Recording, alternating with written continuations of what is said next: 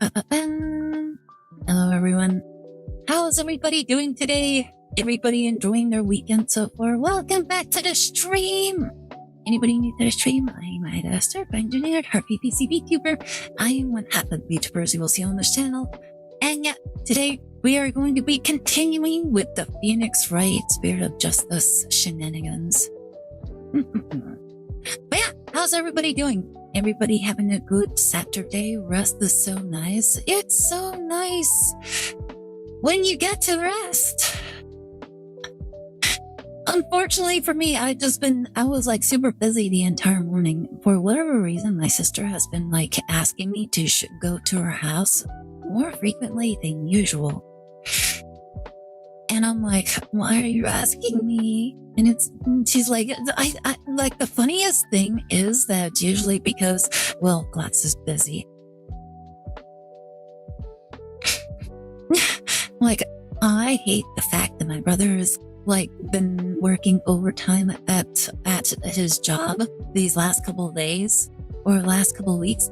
I'm like, why did you have to be working this week?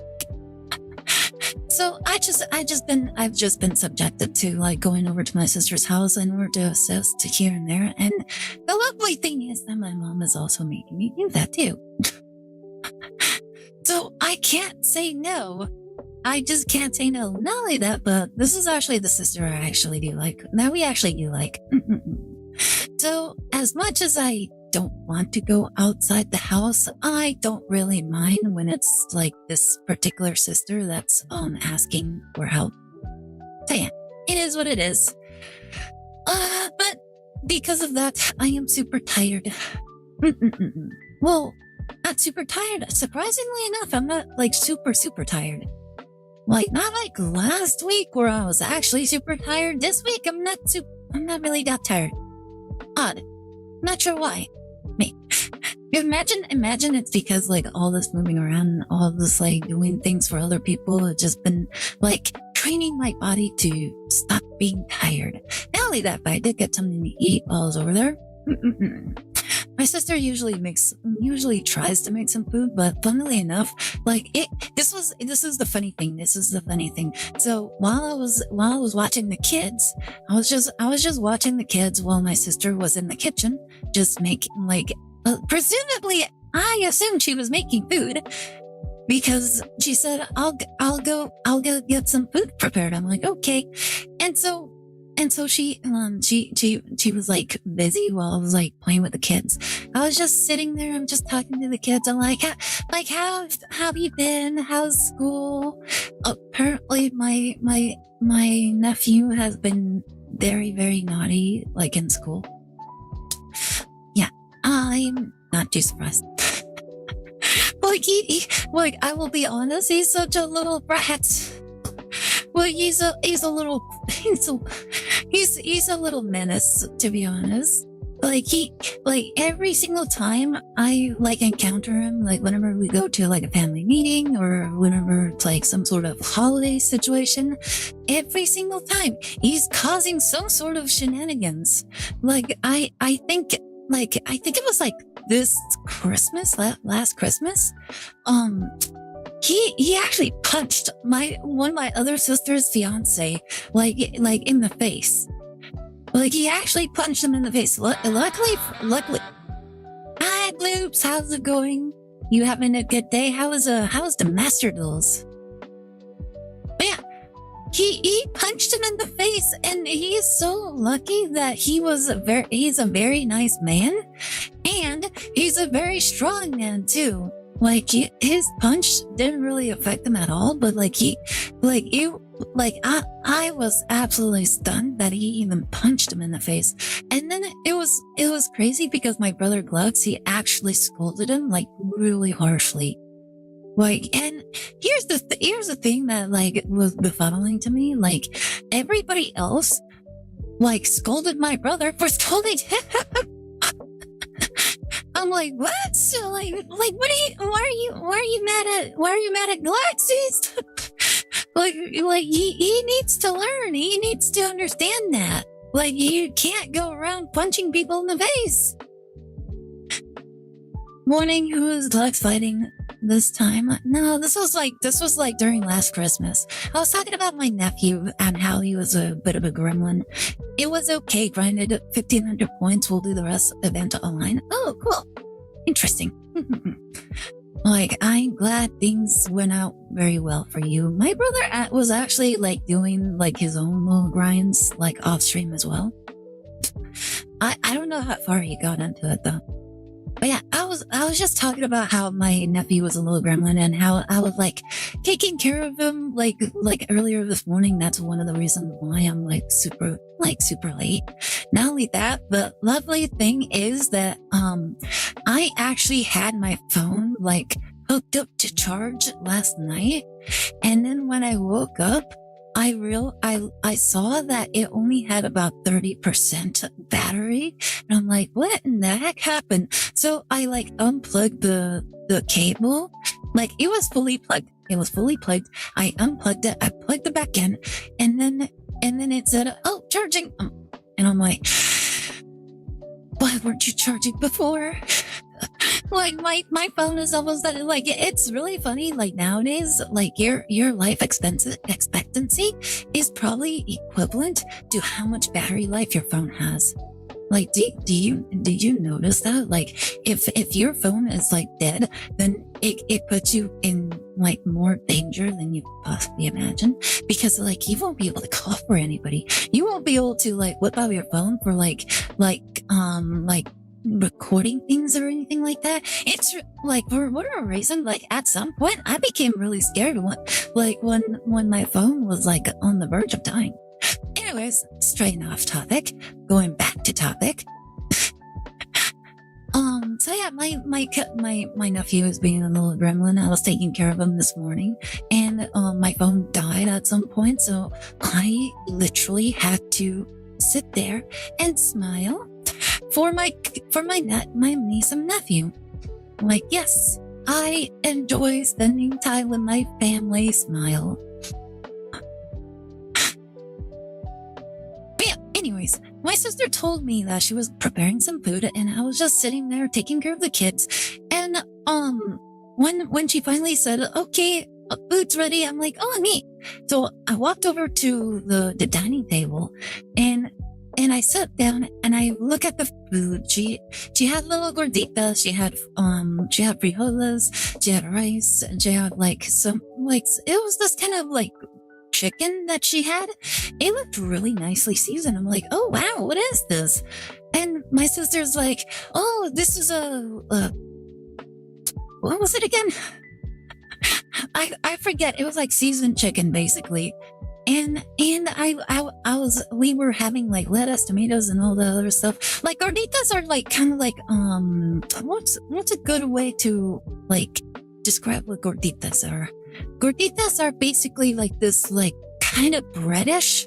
It's kind of like a little bread thing, and you can cut it open from the middle, and then you could stuff it. And that's basically what we did. So we would stuff like lettuce, tomatoes, like some frijoles, and then the chicken, and then we would just eat it. Uno is an option, I guess, for younger children. I don't even know if my nephews even know how to play Uno. I don't think they understand the concept of a game. No, my phone died. How am I gonna make NFTs out here in the middle of the desert? Like, no, what about my YouTube videos? What about my streams? Like, everything that matters is there. So yeah, so we were preparing, like, we were just eating, and I'm like, oh wow, you made this like right now? Like, and my sister was like, no. I'm like, what do you mean now? What do you mean now? And she's like, oh, actually, Mom made these. I'm like, wait, are you talking about our mother? You know, the woman that I live with? Like her? Like she's the one that made this food? She's like, yeah. I'm like, why aren't you making your own food? she's like, oh, I just don't have time. Like, so I usually ask Ma in order to make it. I'm like, you realize that Ma works like a full-time job as well, and she also takes care of all sorts of things while she's at home. The least you can at least do is just make your own food. Like, my brother makes his own food as well. Like, and if he's not making his own food, then he just buys food. Like, everybody makes their own food. It's like, how are you struggling to make food? Like, here's the funny thing. Like, my mom is like full time. My sister is part time. Like, they both work at the same place, by the way. Like, so it's like they know what each other do at their job. And my mom like has told me from time to time that my sister like leaves earlier than her, and she stays around and continues working. And I'm like, how do you not have you have more time than Ma does in order to make food? Like, sure, you have to take care of the kids, but you can still like watch them and make something for yourself. Like Ma had it even harder than us. Like she had 6 kids. Like, she had 6 kids to take care of, and she was able to do it all on her own. Not only that, but she was like working like full I don't even know how many hours, like probably like from morning till like dusk. Like she would be like working, and she'd still have time in order to make food. Like that was the crazy thing. I'm like, how are you? Why are you like? Why is it that all of my other sisters they're just making my mom make them food like so many times? Like, every so often I would see my sisters like calling my mom, or they would be dropping by, and they'd be like, oh, can you make me like this thing or that thing? And I'm like, why can't you make it yourself? And they're like, oh, but I don't know how. I'm like, what do you mean you don't know how? Like, every single time you've always shown up to the house, and then our mom would always make it, like with you. How do you not know by now? And it's so weird. It's like, oh, but I don't know how. I don't want to. I'm like, what is going on here? Wait, do they not know how to cook? Do the brother-in-laws not know how to cook? No, my brother-in-law knows how to cook.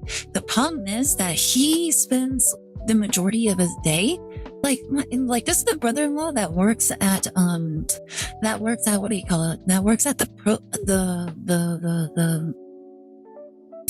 motor vehicle job that we used to work at. Like, he was the one that got us into that job. So like, his job takes him from what time did we usually get in? We got in at like 8 a.m. and then depending on like how like sales go, he would be there till like 8 p.m. to like 9 p.m. depending on situations. So he was there for like 12, 13, 14 hours sometimes. So he really can't do that much for the house because he's always working, and he's making good money. So he's able to take care of the family. So it's kind of like how do you not have time? Like, but not, even when he's not working, he does know how to cook. He's actually a really good chef. Like, he usually cooks like turkey and like the chicken during the holidays. So he knows how to cook. My sister also knows how to cook, but for whatever reason, she just hasn't been cooking at all. And then, as for my other sisters, they sort of know how to cook.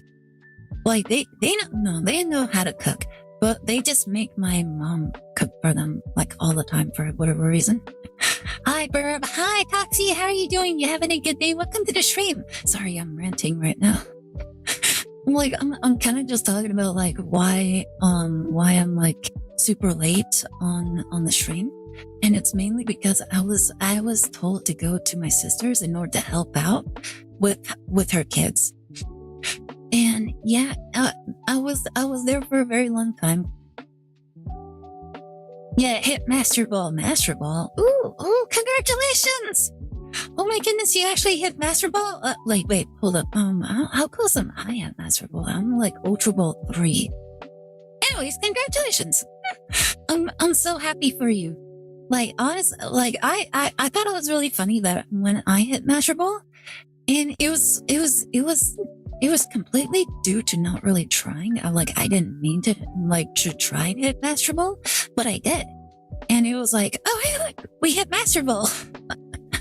Although I never went higher than the first stage of Master Ball because everybody was like really good. Do your nieces or nephew know how to cook? The young in my family start cooking from family at age 9. My niece and my nephew are very, very young. I think my nephew is like 4 years old. And then my niece is like 2 years old. Like she barely started learning how to say things. So she can barely walk at the moment. So yeah, she just barely learned how to talk and she's barely learning how to say things. As for my nephew, he's already started kindergarten, I believe. 4 years old and already punching people in the face. No bloops. Like he was punching people like when he was younger. I don't know what provoked him to like start punching people. I don't understand. Like this isn't the first time he's punched someone like that we know. I don't know where he gets it from. Like my sister is definitely not teaching him to punch anybody, and then I don't know about my brother-in-law, but yeah, he's punched people. He didn't choose violence. Violence chose him. The dark side completely consumed his soul. Like, I'm actually a little bit worried about him because he was, like, I think he had, like, when he first started kindergarten, he had a lot of problems. Like, from what my mom told me, apparently, like, the teachers were... The power of the dark side. Yeah, like, my mom was telling me that his teachers were, like, telling my sister that he has a lot of problems with getting along with other kids. He woke up and chose violence, take him to karate class, it would sort him out. Probably, I don't know. Like, that's something, like, and it's really funny because my sister's, like, heavily, like, curating the things that he watches on YouTube and everything. Like, she makes sure that there's, like, no violence, there's, like, no weird, suggestive things, and et cetera, et cetera. It wouldn't sort him out, it would make the violence worse. Like, he would just be jumping around like a monkey and, like, starting to kick people and be, like, screaming. Yeah, he actually screams a lot. He screams so much, and he also, like, I think he's at the stage where he doesn't fully understand the difference between, like, a pet and a toy. Like, you know what I mean? Like, sometimes, like, when kids play with pets, they usually play with them as if they're toys. And so they don't recognize that the animals don't like being handled in some sort of manner. Like in the same manner that they would their toy. Like sometimes they would just like throw the toy, or they would like do all sorts of things with the toy. They wouldn't understand like the creature actually has thoughts and emotions of its own. So yeah, like it's troubling because like their pet, like at the moment, is super old. He's like the oldest pet that we have right now. And he, like, when he was over like last weekend, he was super thin. Like my brother was having such a hard time like shaving him because he's like so thin. Like the parts of his body that were thin, like they were kind of making it hard to get like a straight shave. Hey, Cobra Kai weren't the bad guys in Karate Kid? Wait, what? No. Karate or martial arts teaches the discipline if taught properly and not by Cobra Kai. I have no idea. Like, I've never attended that. Is it just story time today? Kinda, sorta. Like, I usually, like, we've actually started to, like, yap, like before streams. And I don't know if people enjoy it or not. Like, what do you guys think? Do you guys enjoy, like, when we yap, like, during this section of the streams? Or would you like it if we just jumped right into, like, whatever it is? I enjoy it. I enjoy it as well. Like some people say that it's like, it helps, like, get get more connected with like the streamer, so to speak. But yeah, today we're playing Phoenix Wright, which I suppose you can say it's story time, because Phoenix Wright doesn't really have that much gameplay other than reading. Yeah, it's more of a reading game. It's interesting. We see the human behind the bird. I think you always enter it late. What was that? What? Oh, are you saying that we take that we take quite a while to like get into it? Like I'm honestly, I think we're like a lot faster than a lot of other streamers. Thank you so much for the headpats. Hi PT, how's it going? There's no humanity in the Astors. What do you mean? We're just mechanical birds. But yeah, like I feel like we're a lot faster than a lot of other streamers. Like most streamers, like if I remember correctly, like the bigger streamers, they usually talk for like the rate of 4 hours. I'm like, how do you like? I think this is the thing between like the people that actually like communicate a lot with other creators, and like people like us that don't really communicate that much with other creators. Like we don't really have a whole lot to really talk about other than, oh yeah, I woke up, I took a shower, and then I went to work, and then I came back from work, and then I ate and slept. The end. Like the normal everyday sort of shenanigans every single day. We cannot tell who has more of the villain, you or Glux. Bloops would agree on that. Ida's clearly, oh my goodness. You guys in your villain talk, like you guys always assume like the worst of us. Like, isn't it weird that we're like one of the nicest people you could possibly meet on the internet?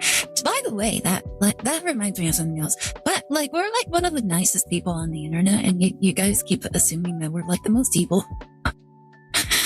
Like, which, funnily enough, like nowadays, like simply being nice will get you labeled as evil, which is weird.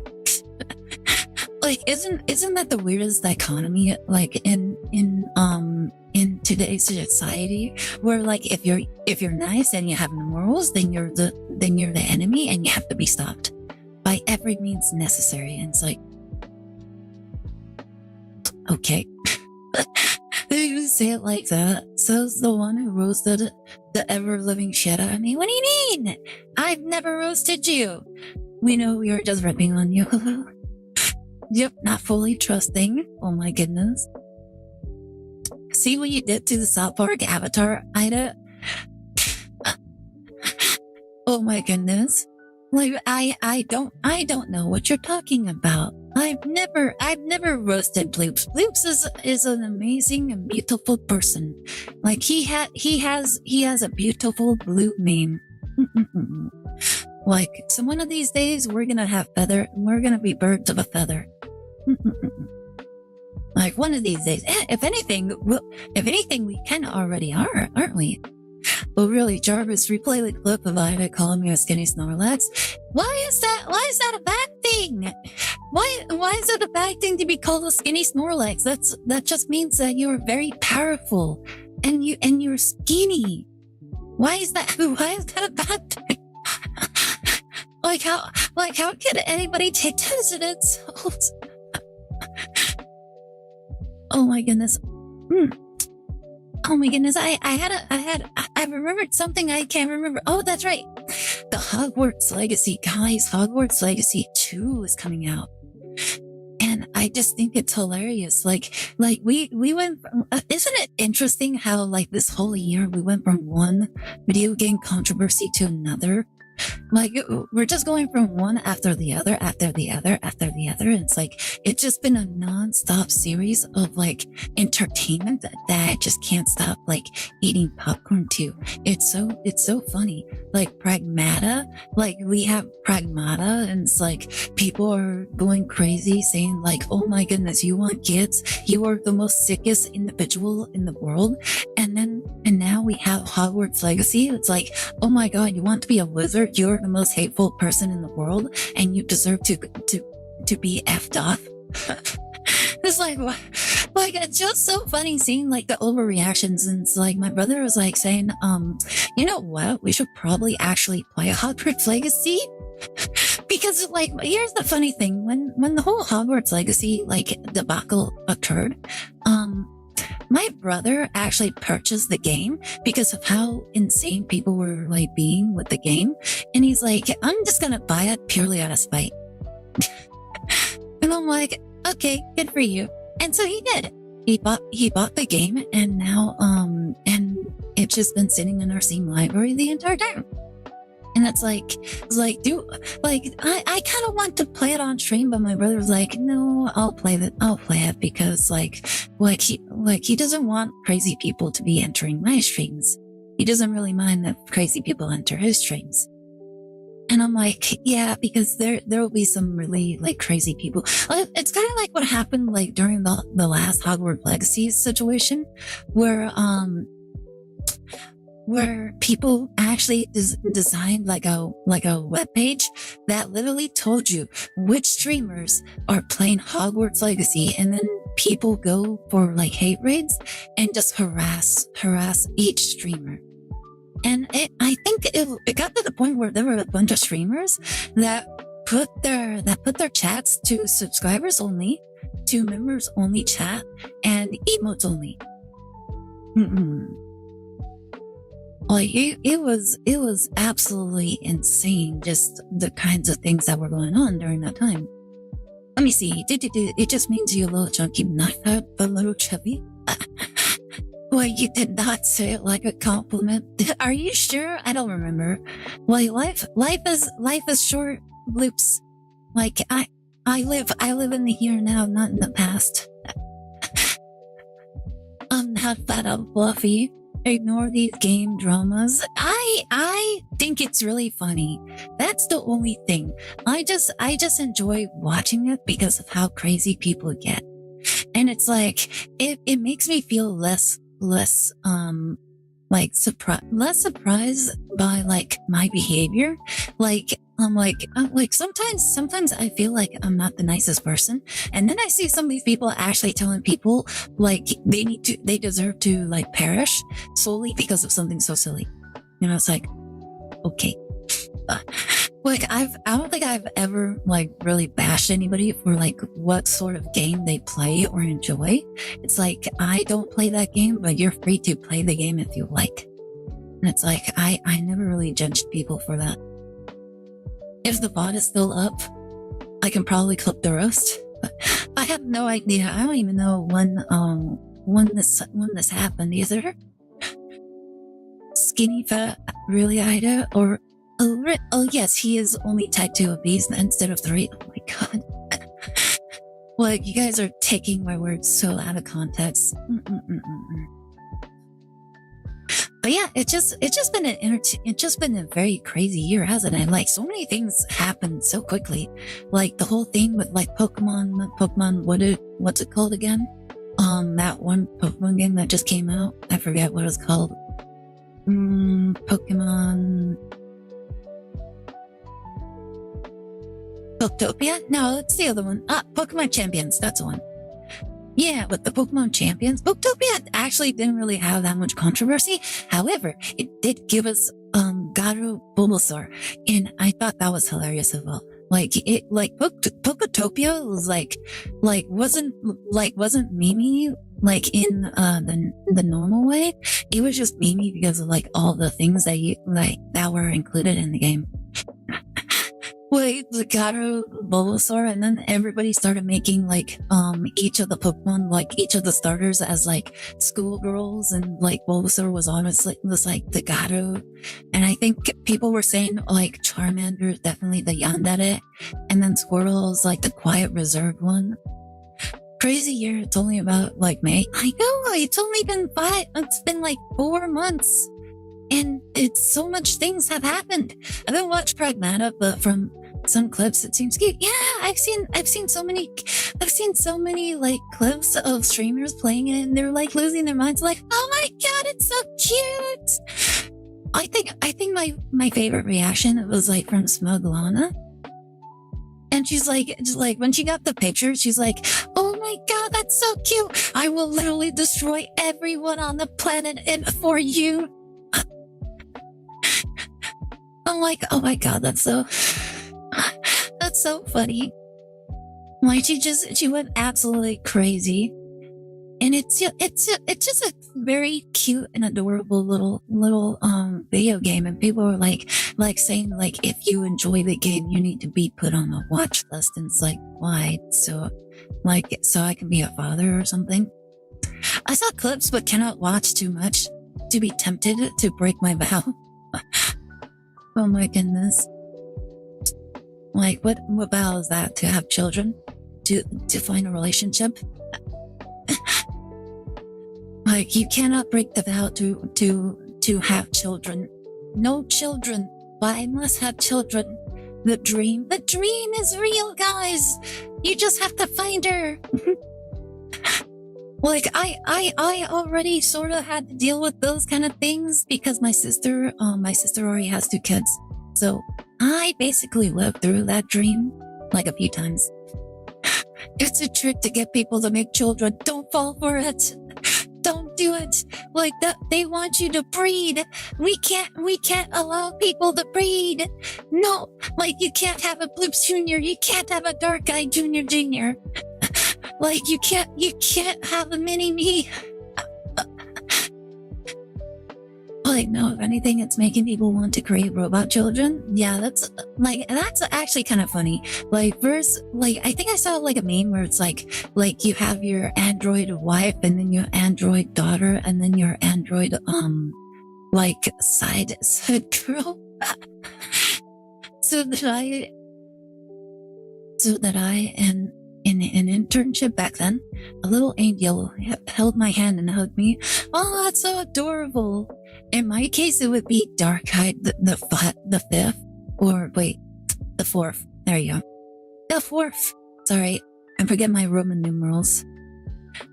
Like I remember a story that my brother once told me back when he was in the military. He was telling me that there was one instance where he was like at a McDonald's, and he was telling me that when he entered, there was like a little kid that was like that was just walking with his father, and he was dressed in his military uniform, like completely covered. He was just buying something to eat, and the little kid like passed by him and he saluted him. Like a little kid, he said he was like probably like between 4 or 5, and the little kid just saluted him right there. And the father smiled, and then my brother said that he smiled as well, and he saluted back. Like I thought that was really adorable. I'm like, oh my god, what a nice little kid. And then like I've seen, oh my goodness, it's so funny. It's like it's always so interesting to see like little kids. Like, because they're like, this was one time that, that happened to me while I was doing like pizza delivery. Like, I actually was driving to like this one college nearby my house. And like every single time I walked through, like every single time I like drove through it, there were always people like walking like all over the street, like all over the roads. Like the college had like roads, and you just had to park near to where the dorms were of the customer. And like every single time, like they would see me driving and nobody cared. They just walked right in front of me. Even when I was like in motion, they just jump right onto the street, walked right past me with no care whatsoever. I had to heartbreak so many times. I'm like, oh my goodness, why are you just jumping in front of my car? Do you guys want me to run you over? Like honestly, the idea is so tempting because there were so many like students just walking through like the streets, and it's like, if I cranked the gas as hard as I can, how many people would I be able to run over? Like that's like those thoughts always happen. Like whenever you're in that situation, those thoughts always creep up. It's like I wonder how many people I could probably run over if I just press on the gas and don't stop. Anyways, there was one time I went to the college, And it was funny because like there was two kids. I don't know why there are kids at this college, by the way. They were like 7 or 8 years old. There were two kids just walking on the sidewalk. And you know what one of the kids did? Like one kid wasn't paying attention and he was about to step on the road. The other kid next to him like held his arm out, stopping the other kid, stopping his little friend. The little friend like looks at the arm, looks at the street, looks at me, and then they both like take a step back onto the sidewalk, and they have their hands like right in front of them, like they're just holding their hands like right in front, like very patiently waiting for me to pass by. I'm like, oh my god, that's so cute. Look at them. They're so smart. Oh my god, they're so much smarter than all the college kids. And then like as soon as I pass by them, I'm like looking back, I'm like, oh my god, what good little kids. Like and it's really funny because they were both boys. Like they were both boys, and it's like I was not expecting that from like two little boys. And so as soon as I drive by them, 5 adult men just walked right onto the street. Not a care in the world. They see me coming. Like I think I was like probably like 5 feet away from them. They just jump right onto the street while I'm in motion. And I'm like at the hard stop. I'm like, oh my god. Like it's so crazy just how like these adult human beings have less sense than the little kids. Like the little kids had more sense than these adults. I'm like, oh my god, how are you guys still alive if you guys just jump right into the street, not a care in the world? It was so crazy. I'm like, oh my god, like if I ever have kids, they're going to know not to cross the road. Like I'm going to teach, like even our dog knows not to cross the road. Like that's the funny thing. Like I've actually like walked our dog like several times, and she always stops like just before the sidewalk ends. She always stops, looks at us.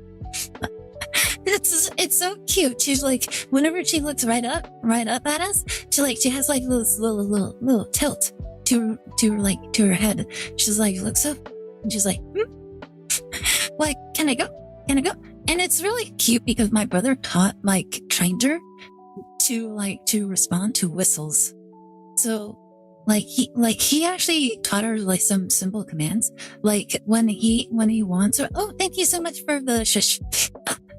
So whenever he wants her to like stop, he would always be like, hold it. And then she just stops. Like she would just stop right there. Like, hold it, stop. And she just stops. And then he would like whistle like really quickly, like twice, and she just runs. And she absolutely blitzed. Thank you so much for the follow, Challenger. Oh my goodness, we have a new challenger. Thank you so much for the follow. Oh my goodness, we hit 500 followers. Let's go. Thank you so much for the follow, and welcome to the Bird Game Yubaka. Anybody new to the stream? I am Aire Astor, engineer, PPC Vtuber. Welcome to the stream. Hope you're having a good time and a good weekend as well. Like we're just yapping before we jump into Phoenix, right? And I was just talking about how what do you call it? How my brother trained our dog, and she here's the impressive thing. He trained her so that she does not need a leash. Like she does not need a leash ever. Like I think she's like one of the only dogs we've ever had where she's completely trustworthy off the leash. And even my mom is able to walk her as well. Don't let the intrusive thoughts win. This whole smoothie from Smoothie King is not a daily meal. Yo, how's it going? That was my cousin. Wait, your cousin? Wait, hold up. I'm not sure what was going on. But yeah, he trained her so well. Like it's so funny because like every other dog, if we ever let them off the leash, they just blitz. They wouldn't run away, but there's some dogs that just want to do their own thing sometimes. So they like as soon as they get the chance to like get off the leash, it's so hard to like get them to come back. Like the most like convenient way to get them to come back is to like offer a treat of some kind, and then you just pat them. Like that's basically what we had to do for Edie. Edie was our family pet, like the longest family pet. Funnily enough, she's Artemis's mother. Oh my goodness, Evie. Like, this is the funny thing. Like, well, everybody, like my older brother named her Evie because she kind of looks like Evie. My mom, like my parents had completely different names for her. So my mom referred to her as prostituta. And for those who don't know Spanish, she literally just called her a prostitute. Like that's just what it means. And here's the reason. It's because every single, like, it was so hard in order to keep her in the backyard, because every single time she left the backyard, she would just find like a local dog and just get pregnant. Like that's all she ever did. Like every single time she just went, got pregnant, came back, and then she would just give birth to children. I think she had like about 5 litters, I think, by the time she passed away. No, I think she had like 6. And then our dog Artemis was like among her last litter. And funny story about the circumstances of our dog's birth. The funny circumstances about our dog's birth, like, so my sister eventually took in the family dog, and at some point during when they moved out to to their new house, like she moved in with her now husband, and they were living in a small house, like out in one place. Anyways, so so when they moved over there, they incidentally found a dog. They found a dog and was just roaming around. She eventually named him Kiba. Yep, after the Naruto character Kiba. And it was a German Shepherd dog, like very loud one too. And apparently he was like a puppy at the time. So they said, okay, we can bring him in before he actually like enters like sexual maturity. We're going to get him neutered. And so they did. And they're like, they neutered him like shortly after they like took him in.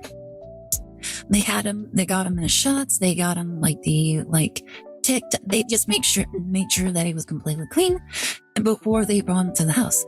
And so they got him neutered, and shortly afterwards they found out that her dog that Evie was pregnant. And she's like, how the heck did you get pregnant? Like they said that like Kiba started engaging in coitus with Evie, and they didn't think too much about it because he was neutered. And it's like, okay, dogs will be dogs. It's whatever. And yeah, like shortly afterwards, she was pregnant. And so they're like, well, how in the heck did you get her pregnant? You're neutered. And it's so funny. My brother-in-law was basically saying like, I think he still had the gun loaded. Like he had a round in the barrel. Like, and yeah, that was when our dog Artemis was born. And it was funny because my brother, like, as soon as he saw like Artemis, he's like, I call ultimate dibs. And my other sisters were like trying to talk him out of it. It's like, no, you can't have a dog. Like, you can't have a dog. Like, I don't want a dog. I don't want to raise your dog. And it's really funny because my brother, my sister and then my older brother, we were basically the ones that would always take care of pets. And for whatever reason, they just had this weird, like, perception of us not taking care of, like, a dog. It's like, we've taken care of every family pet before, right? Like, why do you assume that this one time we're not going to take care of the pet? And yeah, it's like, oh, you're going to stop taking care of it, and then we're gonna have to take care of it. And it's like, you've never taken care of anything before. Like, my sister only has cats. She's never taken care of, like, anything that actually requires like some sort of like effort to really take care of at all. Like, cats, for the most part, like, all you really have to do is like clean the kitty litter, and then that's about it. Cats don't really need any attention from you at all. Like, cats are very self-sufficient in many regards. So yeah, it's like you picked like one of the easiest creatures to like take care of. Because like the cats, they don't really care too much about your attention for the most part, which are like, her cat hates her. Like, it was really funny. Her cat hated her. It was like, that cat was filled with so much hate. Like, it was phenomenal. Like, oh my God, why is it, like, every single time, like, I try to interact with this cat, it would always swipe at me. It would always like hiss at me, and it would even hiss at her. It was so funny. Cats are not easy to take care of. I live somewhat rural, so no need to really with the litter. With the litter part, I did indirectly dissing me there. But I mean, like, it's super simple because my sister actually had like 2-3 cats. My other sister, this is the one that has children. Like, she had like 2 to 3 cats, and she barely did anything, and they were happy. And my older sisters, they were taking care of this cat, and like, that cat hated them like so badly. Like, if I remember correctly, like back when my sister first got her cat, she got it as a kitten, and like the first thing that my other sister did was she threw it out of the house. She threw it out of the house and just left it outside. Like, that's what she did. She, like, I don't know what happened, but she just threw it out and then just left it out there. And then my sister that owned the cat, she came back home and she's like, "What are you doing out here?" And then she let the cat back in. After that cat hated her. Like, it was so filled with like piss and vinegar. And yeah, like, and then like nothing she really did was making the cat happy. Everything she was doing, like, she didn't feed him. She didn't, like, she barely took care of it. And it got to the point where my brother was the one like giving it food and water and everything. And he was like taking, like, I don't even, she had a kitty litter, and she did not change it at all. It smelled so bad. She was leaving it in like the living room. And it's like, oh my God, why is this here? Everybody was complaining about it. It's like, why is this here? Why aren't you taking care of it? What is going on? However, my senior Caddison started using the litter box at times. Yeah, it was so frustrating. It's like you need to take care of this cat. Like, you're not taking care of that at all. And it was absolutely terrible. And then, like, I think it was like probably like 2 years later of this cat just being an absolute menace, something funny happened. My older sister had to do a thing. I think she went on a trip, like in Europe, I think, and she had to give it to somebody to take care of. So she gave it to my sister, the one with the kids. She gave it to my sister and her like boyfriend at the time. Like, not at the time, it was her husband as her boyfriend. Like, she gave it to them, and like, she only had him for like 2-3 days, and then that cat was completely pacified in those 2 days. Like 2 years of being the nastiest little bitch, 2 days, and it was completely pacified. Like that cat was like very chill after like the 2 days of being in a very calm and very happy like environment. Like after that, it was just calm. It's like, look at that. Our sister fixed the cat. Cat's fixed, no longer broken, no longer angry. It was like, oh my God, like what did you do to this cat that made it hate you so much? Oh my God. Cats are not chosen. They choose their humans. When I had a cat, when I was young, the big fella sleeps on my lap as I read a book. Oh, that's cute.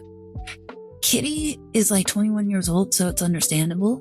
Ah, okay. Wow, cats can live so long. It's interesting. Very, very sad that dogs don't live that long. But yeah, very interesting. I think the only pet that really like lives longer than either one. Actually, how long do cats actually live for? Because I know like parrots can actually live for a very long time. Like parrots, like I've heard some parrots living up to like 70 years. So yeah, like we actually wanted a parrot because like we can keep it for a very long time and they're not that difficult to like take care of. Like they don't eat that much, and the only thing that's like problematic with like birds is their poop. Like everywhere they can reach, it's gonna be hard to like clean up because like once they poop and you can't reach it, that poop is never leaving. The average for a cat should be around 16 years. Wow, wait, that cat is 21 years old? Wow, that's impressive.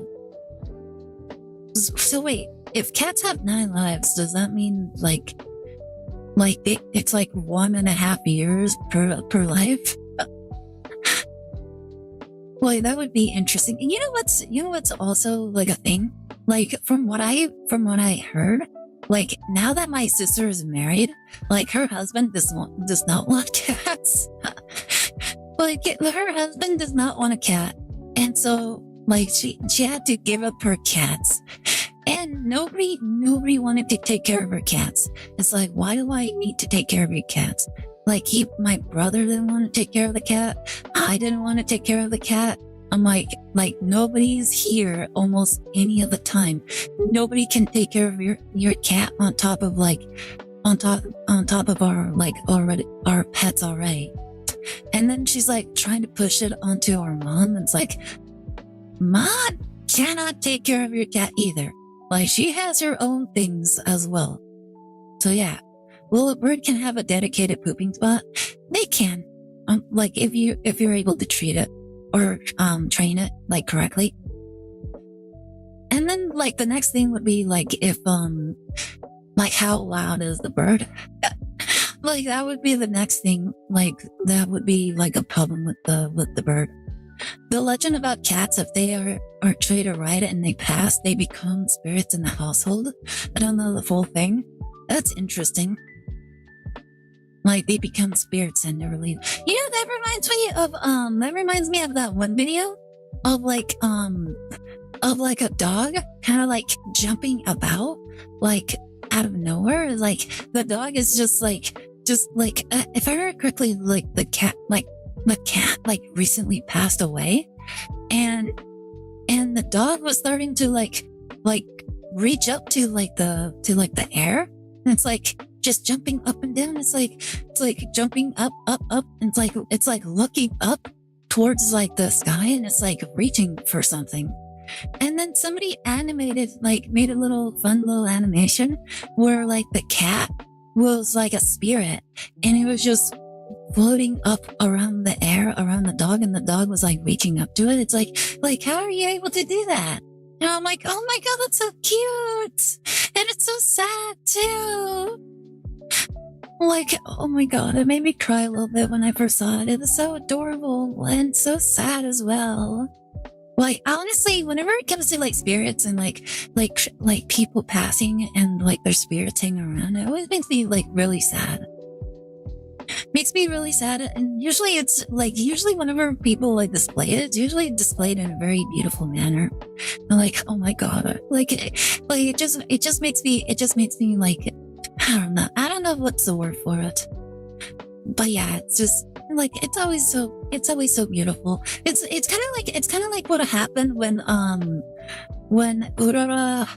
Urara passed away, and there were so many memes, well, not memes, but like so much fan art and so much fan creations around Haru Urara with in regards to Haru like passing away. It's like, oh, you weren't a winner, but you won everybody's heart. I'm like, oh my god, why are you saying that?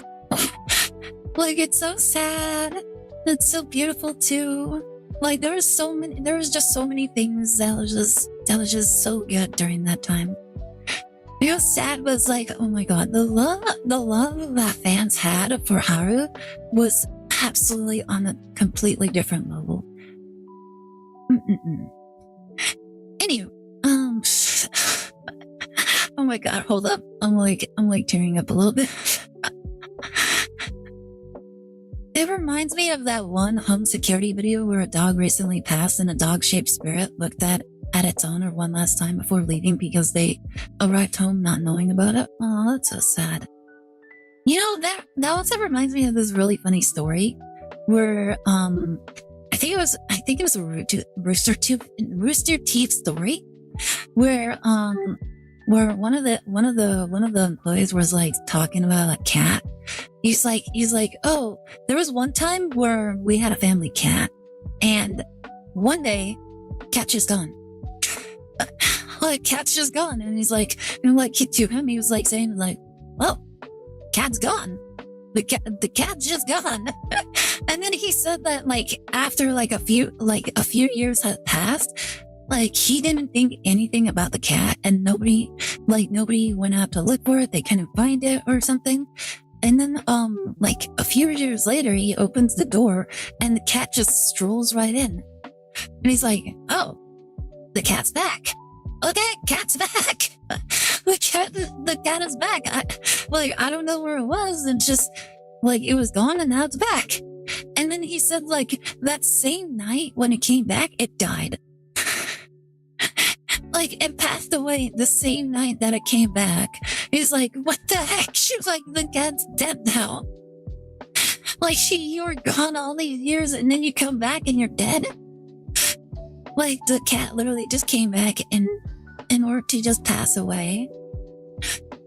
Like, it's so weird. It's like, what was going through that cat's mind? Like, you have to like wonder about that kind of thing sometimes.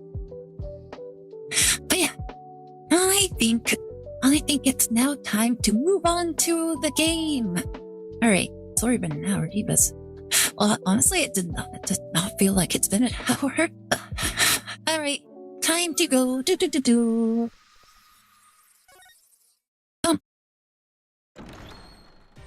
Bum bum bum.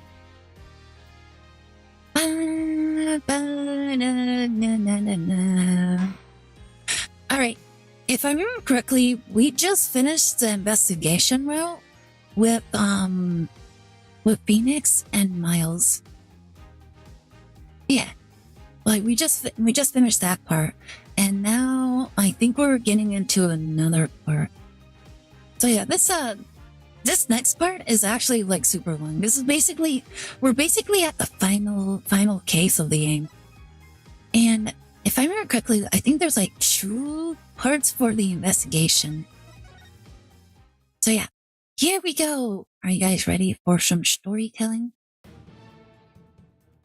Bum bum. What happened before? I don't remember.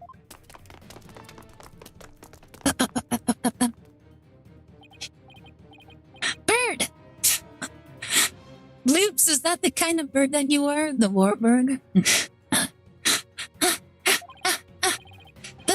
Those guys sure are persistent.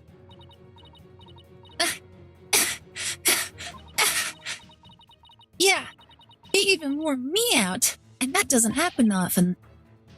Why are they after us anyway? Oh yeah, that's right. They're being chased by somebody. I forget exactly who though. Why are they after us anyway? Ah, Apollo! It's the royal guards again! Ah, quick, inside! Bum bum bum bum bum. Hey, where'd Hornhead and Specky Hair go? Oh, well, they're so rude. W orange-haired tomboy for the win. Oh my god. I mean, she is kind of a tomboy, to be fair. Spidey head? Spidey hair? They're not talking about me, are they? Is that a trick question? Hello. Have a gorgeous day. Thank you so much for dropping by, Destined. Hope you have a great day as well. Is that a trick question? We know you're hiding somewhere around here. Why did they check the buffalo? Don't check the buffalo. Wait, is that a yak or a buffalo? I think it's a yak. Don't check the yak. The yak doesn't have anything to hide.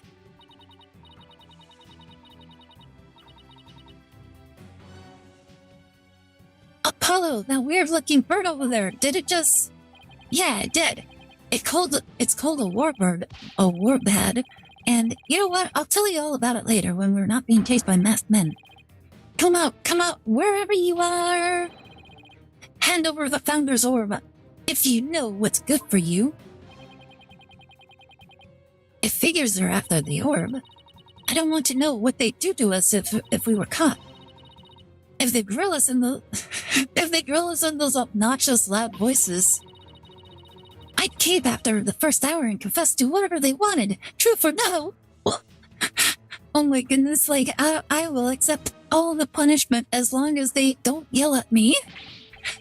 Like, to be fair, I would probably bend as well. Like, if somebody was, like, interrogating me with a really loud voice, I would probably break. I would probably snap in, like, a couple minutes. Come out now, you foreign devils! This has gone far enough. You must not keep her eminence waiting any longer. Bard. We gotta get out of here. There must be a safe place to hide somewhere.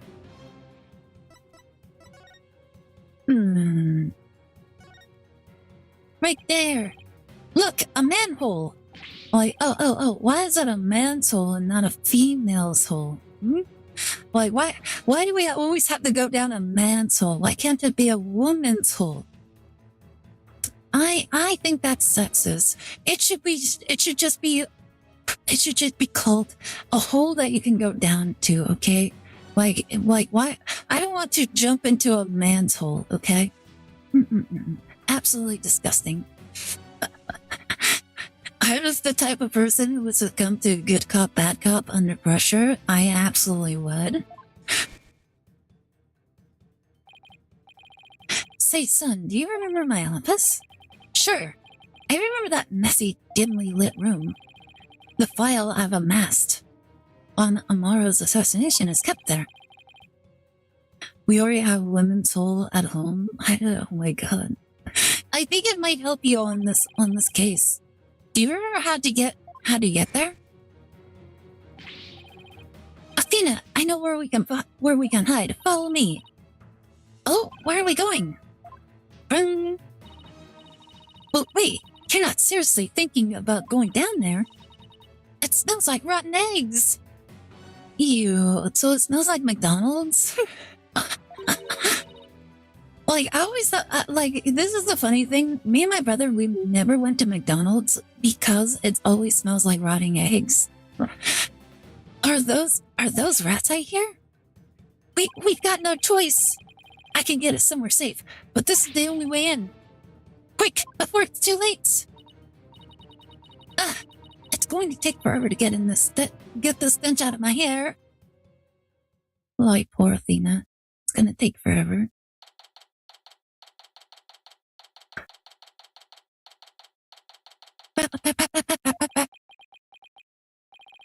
Oh my goodness, look! There's food here! Why is there food in the sewers? How sanitary is it to, like, eat food in the sewers? imagine a first date being in the sewer. Oh my god, that would be horrible. Like if I were dating someone and they were like saying like follow me down the sewer, I'm like nope, I'm going home. You like no need for a second date. Don't call me. Like I'm just this is the end. We might as well be dead to one another now. Like I am not going into no sewer ever. Cyberpunk era date. Oh my god. Like it would be like that once. It would be like dating like a mutant from Futurama. Like remember in Futurama, like all the mutants were like underground and they were like hiding in the sewer. Like that. I would imagine that would be like the only time anybody would like accept some sort of date is if like the mutants were like dating each other in the sewers. Looks like we lost them. That was close. Dirk's office. His office is in the sewer? How long has it been since I last set foot in here? At least we're safe now, but... Why is Athena all huddled over in the corner like that?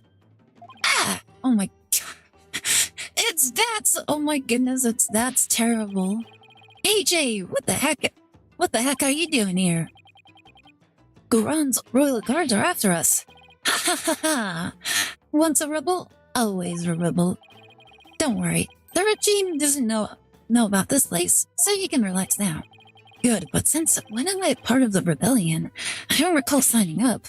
I mean, you're a lawyer, so I think you're part of the rebellion simply by existing. Apollo!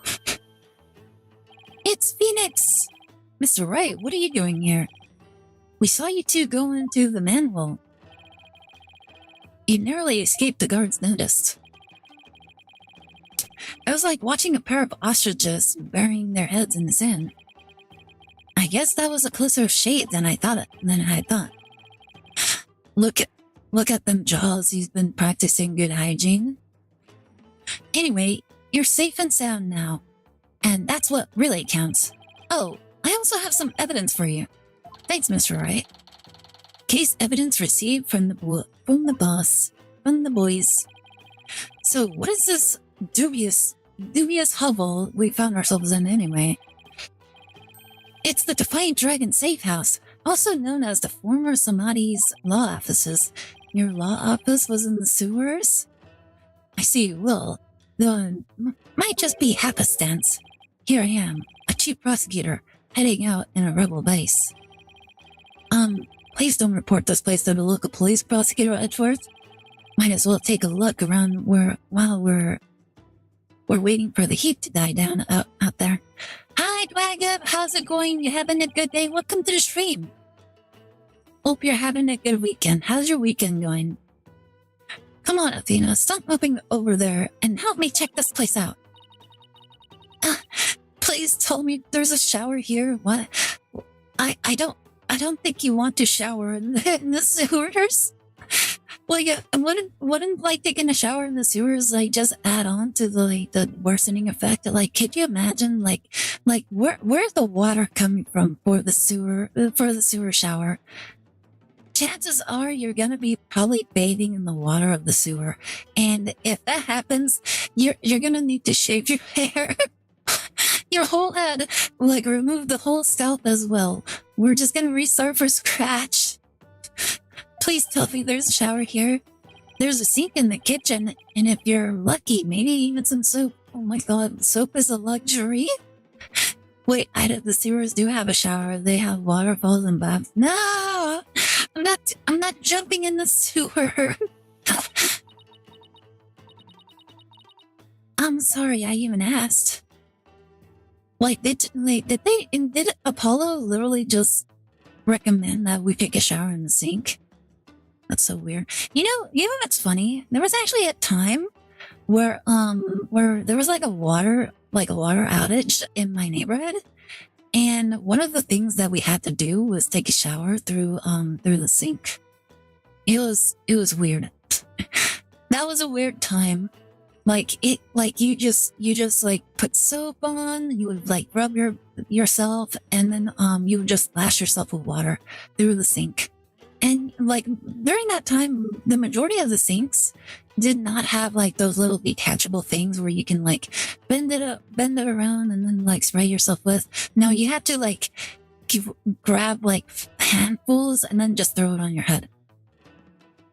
Like that was actually a thing that my family had to do for like I think it was like for a week.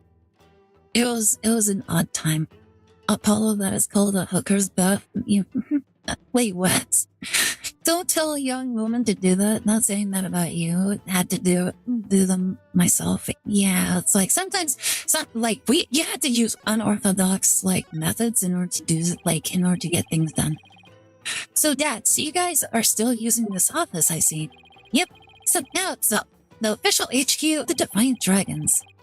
But as Dirk said, and I quote, "We must keep it for the day when Karain needs lawyers once more." Restoring the legal system to reform through popular uprising. Oh wow, Heather, you've been following for 2 years. That's crazy. 2 years, 3 months. Thank you so much for the follow. Like it's been a time, hasn't it? Wow, you've been following for 1 year and 2 months. Wow, interesting. Like it's always so interesting to see how long people have been following. Lips have been following for 1 year, 6 months. That I found you on December 30th was wild during festive times. It was actually like during the festivities. Interesting. Like how'd you do the map so quickly? Like, did you just remember it, or like did you actually like map it out like immediately? Oh my goodness, my dog is trying to get my attention right now. Hi! Say hi! Wait, she's just playing with her toy right now. My brother is like currently asleep, so he's not really paying attention. I don't do math, I just click on my profile and chat. Ah, okay. I did not know you can actually do that. Oh wow, like December 30th. Crazy. You can tell how much Jerk believes in his cause. Like it's always a question where it's like we always wonder like why do our followers follow us? Like why do our chatters usually drop by and say hi? Like it's always interesting to hear like reasons. Oh, and AJ, Jerk said something else that might interest you. He said he hopes you'll come back and take over this office someday. In the sewer? Like, why would I ever come back to inherit a sewer office? I'm here for your help, brother. For the great personality, of course. Very much appreciate the great personality remark. I wonder if Jerk makes a good jerk chicken. He said he hopes you'll come back and take over this office someday. Interesting. Take over me? Wait, hold up. Is he saying take over him or take like something else? Just a personality? Are you saying I don't have a good personality? Is that what it is? Those were his words. He may have been half joking though. Like, I will tell you right now, Bloops, I have a lovely personality. Derek, guess what I heard from PW? AJ's become a lawyer. Yeah, I've been meaning to tell you. Wait, how did he know? Either that is for the plot joke. Yeah, I've been meaning to tell you. Must have been because of you, Dirk. I'm not so sure about that. I imagine he's already forgotten about me. What are you talking about? I bet he can't wait to follow in your footsteps. Like, how old was Apollo when he left? Nothing would make me happier. Wait, wasn't Apollo like abandoned by Dirk? Why would he want to follow in the footsteps of someone who abandoned him? Maybe one day he'll return to Korean and take over this office. It's just a pipe dream, though. Like, why would he do that? You abandoned him.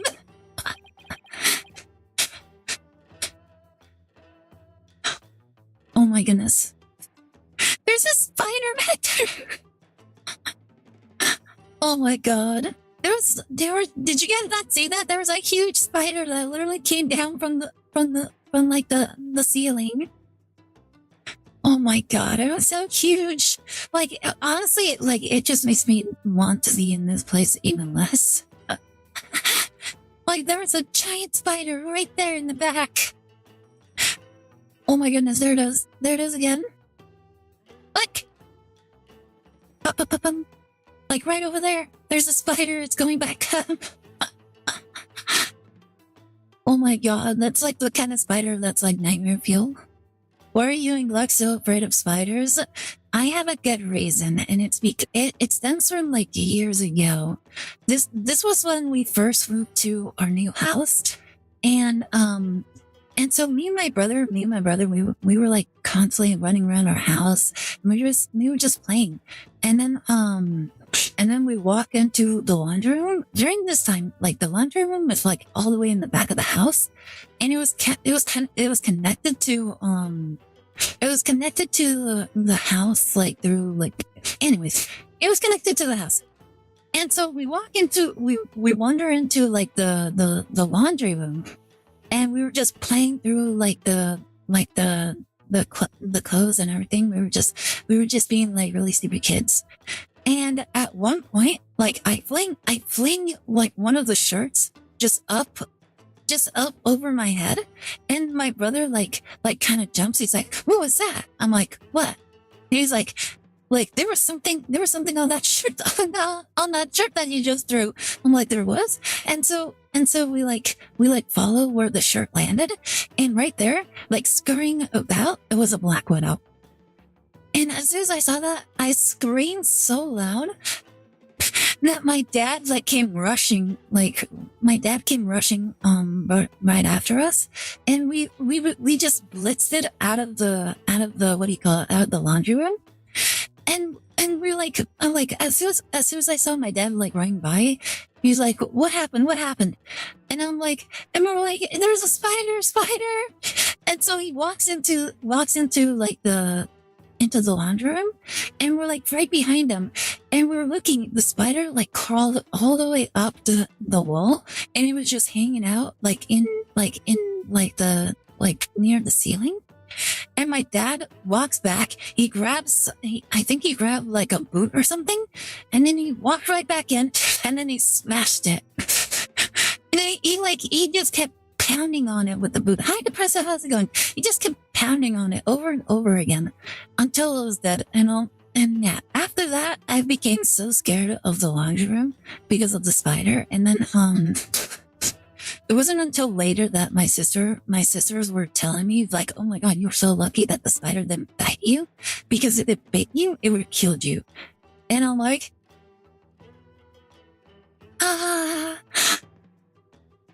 thank you for letting me know. Like, thanks for letting me know. That was like, you're so helpful and insightful for that. And so yeah, after that, I just became so terrified of going to the laundry room. Me and my brother, actually, we just were not fond of going to the laundry room. Was it poisonous? It was a black widow. It was a black widow. Like, you could actually see it was completely black, and you could see like the little red like on its little abdomen. So yeah, it was a black widow. And so yeah, like after that, we were just so scared of like going back there. Luckily, that was the only black widow that ever existed in this house. So yeah, terrifying. Red hourglass, typically, yeah, it had a red mark on its little abdomen. But yeah, after that, I had like a few nightmares, and it was not a good time for me. So yeah, there you go. That's why spiders scare me. And the bigger the spider, the more scared I am of it. Give me a second. Dirk was never a hands-on kind of dad, but not a day went by that he wasn't thinking of you. That much I'm sure. doesn't get more paternal than that. An old classmate's uncle also kept a black widow as a pet, but old classmate, being a kid, thought the venomous label on the tank was its name and some venomous. And yes, you two are among the active accounts I follow for longer. Ah, interesting. Like, I feel very honored that you actually enjoy dropping by so often. And we very much appreciate having you as well, Feather.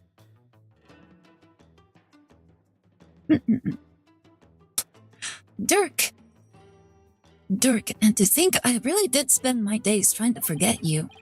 I mean, you were abandoned. Like, I think Apollo is very justified in trying to forget, like, the parental figure that disappeared, that went to get the milk and never came back. Oh my. I'm looking forward to a nice long talk once you're free. Oh, whoops. We should be able to just zoom right through this.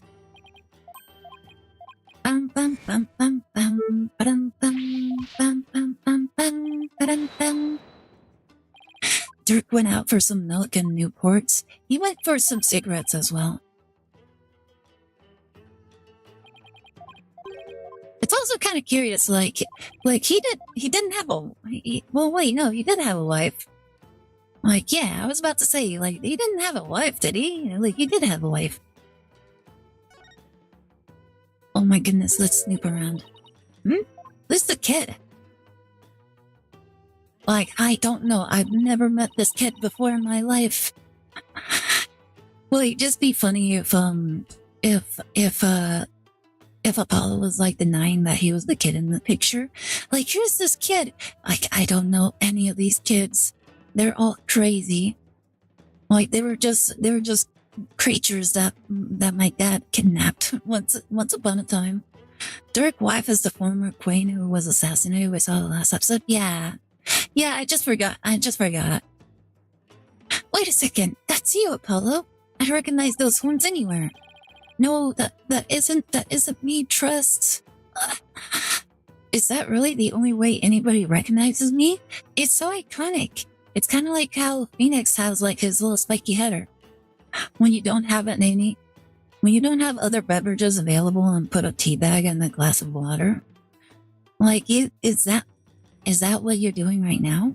Because honestly, I've actually grown to like tea. Like, tea is actually very tasty.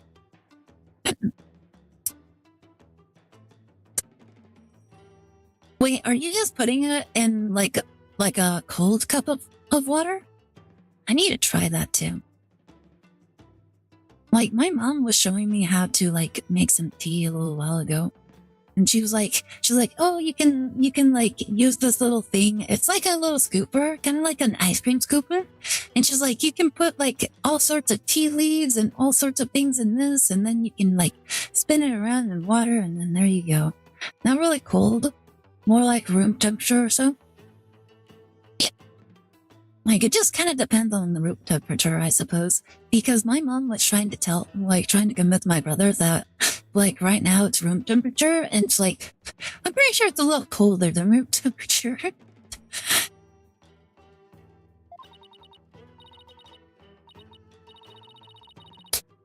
Oh my goodness, it's much nicer than when my older sisters were here. Like, my older sisters basically kept the house like a refrigerator. Like, all the time. And it was to the point where I was constantly wearing like a hoodie. I also had to have like really baggy socks. I also had to wear like long pants as well. Like, all the time. And if I didn't, I would get sick. And it was really crazy because like in my room, I was like sleeping like right near the vent. And so the air was like blowing right at me. And so like there were several instances where I was getting sick. And it was just not very fun. I'm like, like I can't really talk. And so every single time my brother would always like say, can we put the temperature down a little bit? like, oh wait, no, can we turn the temperature up a little bit? Yeah, because it was always so cold. It was like, it felt like we were living in a refrigerator. That's how bad it was. There's water in the kettle, so I was just pouring it in a glass, throw it in a tea bag, let's flavor it up. Yeah. Like, I feel like that's fine. Tea always been tasty. Make a pot of 5 boiling water.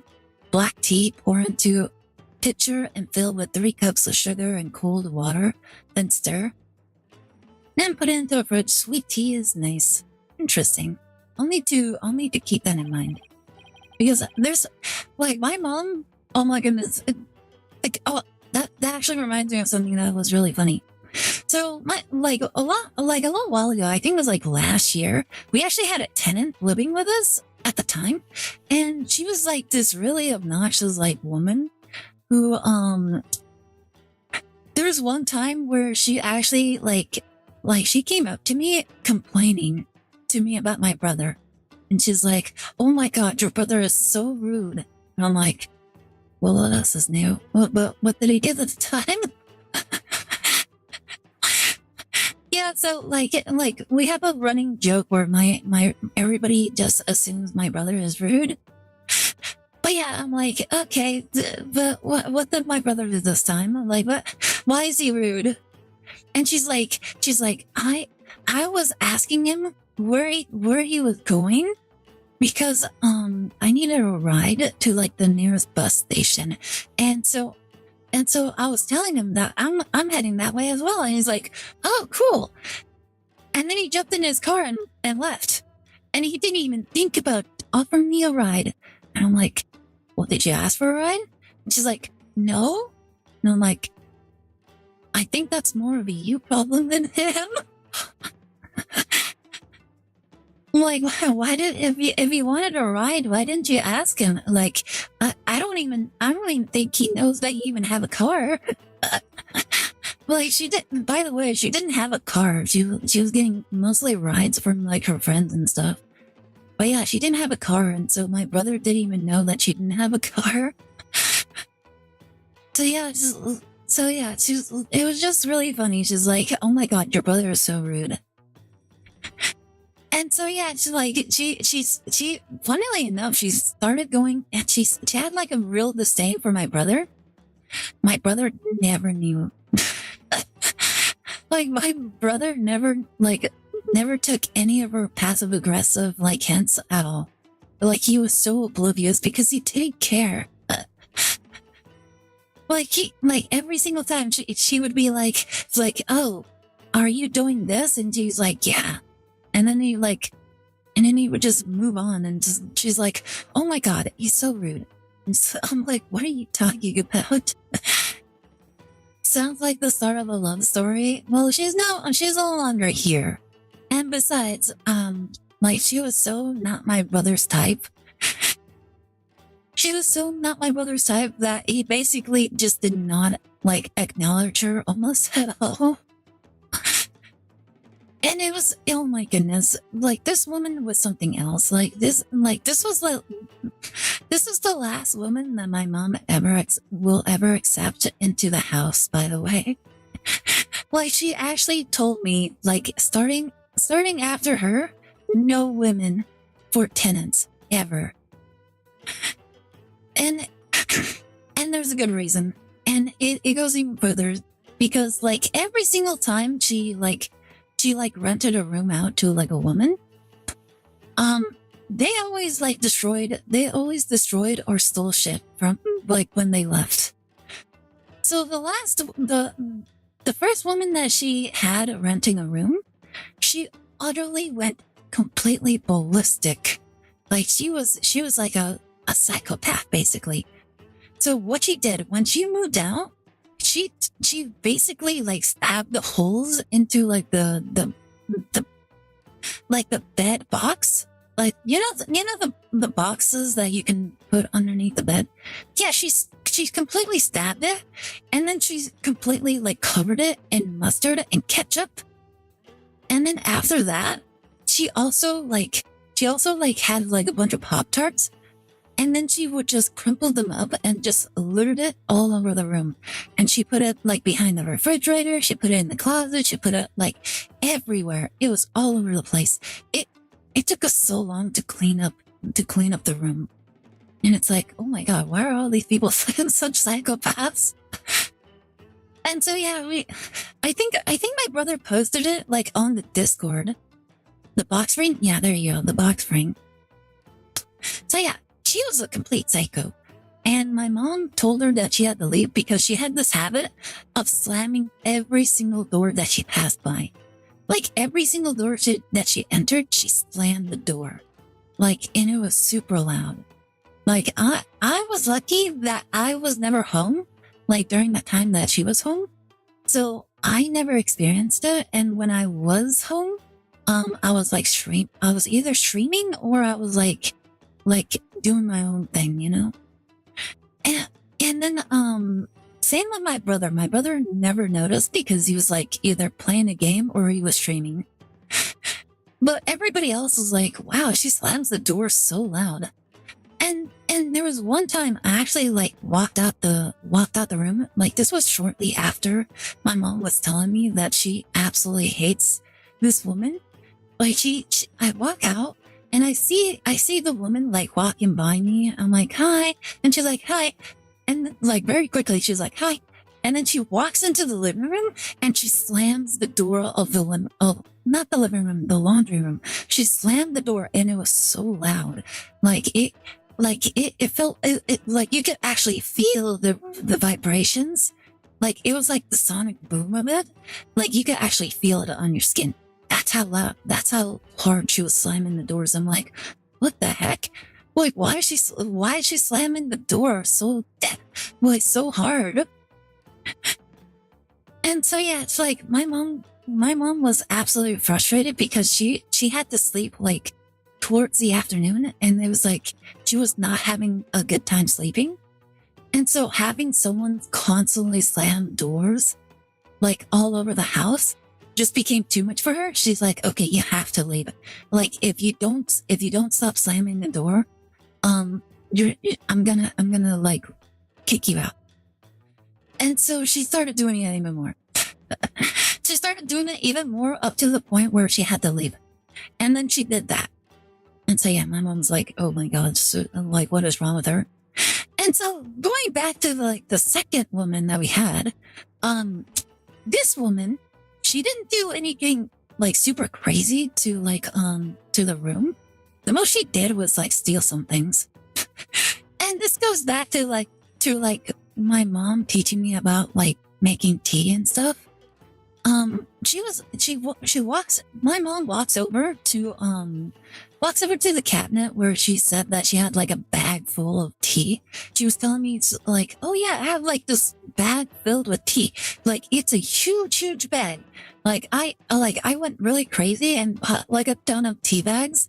And so, yeah, I just poured all into a bag because I didn't want like all the boxes in there and it's to save space. And then I just put it in a bag and then I put it in there. I'm like, oh, okay. Like, what kind of tea do you have? And she's like, I don't remember. Hold up. Let me look for it. And so we spend like an hour trying to find out. I'm like, are you sure you put it in here? And she's like, I'm pretty sure, like, I haven't moved it. And so like the next day she tells me, you know what? I think that one woman, like she stole my tea. I'm like, wait, are you talking about the last one that was here? And she's like, yeah, like, I think she stole my tea. Like they used to have conversations about tea. And so like she knew that my mom had like a bunch of tea somewhere. She never told her where it was, but apparently, she probably like found it and she took all of it. Like she took all of the tea, like I think there was like probably like around $100 worth of tea in that bag, and she just took it all with her. I'm like, wow, that's really funny. Like out of all the things she could have taken, she took the tea. Like that, it must have been really good tea, I suppose. And I'm like, well, that's kind of a shame. I kind of wanted to try some of this tea. And yeah, it's like my mom's like, well, I guess I'm just gonna have to buy more. Like, yeah, it kind of sounds like it. So yeah, that's so yeah, after that, my mom was like very adamant. She's like, yeah, no more women. Every woman has to be crazy. Oh my goodness. So yeah, like no other people allowed. Only men. Funnily enough, I guess Ida is spilling the tea. But yeah, I'm like she just says like I'm one of the only well-behaved women in the house. It's like my older sister, funnily enough, my older sister also stayed in the house for like a little while. And she was also being very insufferable. Like the thing that kind of pushed her over the edge was funnily enough of her own doing. Because she got really butthurt when my mom's boyfriend just asked her to what do you call it?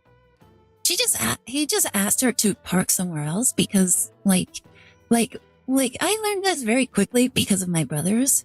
Men are super like what's the word? They're very they tend to like fall into a routine like very easily. So like if you park in one place, you will always park in that same spot like all the time. Like my brothers do this all the time. And my mom's boyfriend was basically the same as well. Like he would always park like underneath the tree. And then my sister parked there once and he just very politely asked her like, hey, can you move your car? Because that's usually where I park. That was it. And then she came like rushing out and just went completely insane on my mom. Like she started screaming, it's like super loud and like what's going on? And my mom explained to me, so yeah, like he just asked her to move to not park right here. And I'm like, that's it. Well, she screamed like a psychopath just because of that. It's efficient. Why are you judging? Like, I'm not judging. I wasn't judging. I was just explaining. But yeah, I learned this very quickly. I'm like, yeah, men are just like that. So I usually just park somewhere else. That's all you had to do. And it's like, okay, like they always do this, they always do that. Like everybody, they always put like their clothes here, they put their keys there, they put their car there, and like, yeah, that's it. And it's honestly, it's very funny because usually whenever I like walk into my brother's room and I need to find something, I usually like look in the usual spots where he like places his things. And I'm like, oh, there it is. And then I just walk away. And then like when it comes to like any of my other sisters, it's like rummaging through a jungle basically. Like it's like rummaging through a jungle. Like I have to like go through like all this clothes. They have clothes all over the ground, on the bed, in the closet. And I'm like looking all over the place. I'm like, what is going on? Like where do you normally keep things? And they're like, I don't know. Like it should be in my bag. It should be in my purse. And I'm like, which purse? like she's like, oh, I think it's in my work purse. I'm like, which purse? Because my sisters, they have like 9 different purses, and they have like 4 different purses that are their quote unquote work purses. Like I just have a bag that's like I just have a little wallet. That's all I ever really needed. Like, and then they just have like all these purses, and I'm like, oh my god, like why do you have so much? Like, why do you have so many? Yeah, like, and then like the number of shoes is astronomical. Like they actually have an entire closet filled with shoes.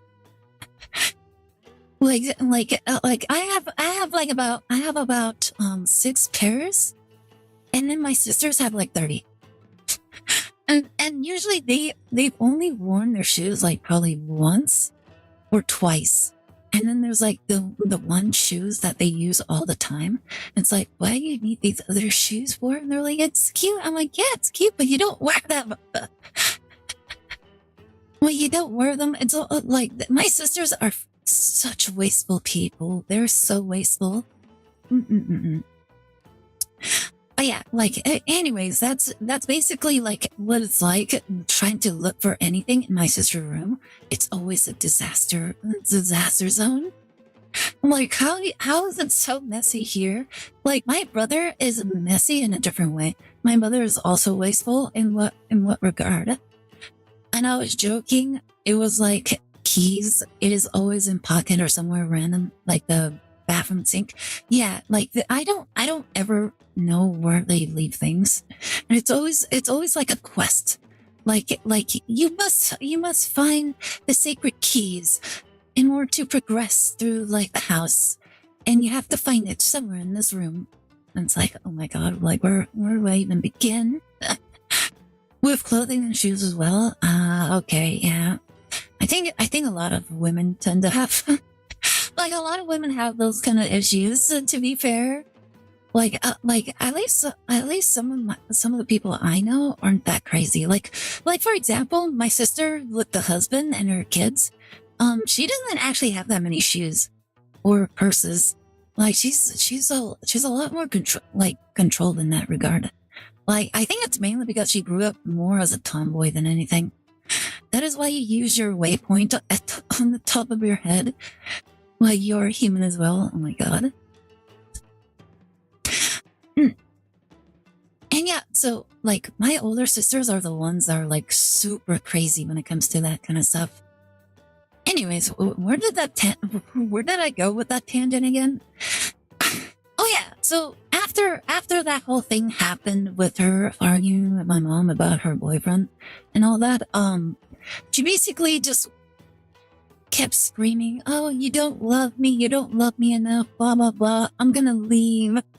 And it's like, okay, well, okay, sure, why not? Like the fact that she allowed you to live here for a relatively cheap rent just goes to show that she doesn't love you. Like in your time of need as well. And she even took in your cats as well. Like the absolutely terrible person. And so yeah, after she left, my brother told me that he came home one day and she was inside the house and she took like a bunch of toilet paper, she took toilet paper, she took washing detergent, she took all of this stuff, paper towels, toilet paper, dishes, spoons, forks. She took all of this stuff and she was like complaining about like this is the ironic thing. Like my sister was like lecturing my mom as to like why she was like buying a bunch of stuff in bulk. She would always she did not understand why people buy things in bulk. And my mom buys a lot of things in bulk all the time. So like washing detergent, toilet paper, paper towels, all that stuff. She buys them in bulk all the time. And my sister was like lecturing her. So like, why do you buy so much things? Like, why do you need those things like right now? It's like, that's such a waste of money. And she's like, it's so when in the future, I don't need to go out and buy them. And my sister's like, oh my God, that's so stupid. Why don't you just buy them when you need them? Like everybody else. And it's like, okay, sure. Why not? And then she has the crazy, she actually was crazy enough to come back into this house and take all of that stuff that she was like bad-mouthing my mom over. It's like, oh, you won't do it. You won't buy these things on your own. Well, you'll gladly take Ma's like stockpile of these things. And then you know what the funny thing was? Like when my sister was called out on it, like during one of like the family like get-togethers, she's like, "Oh, that was because everything just started getting a lot more expensive."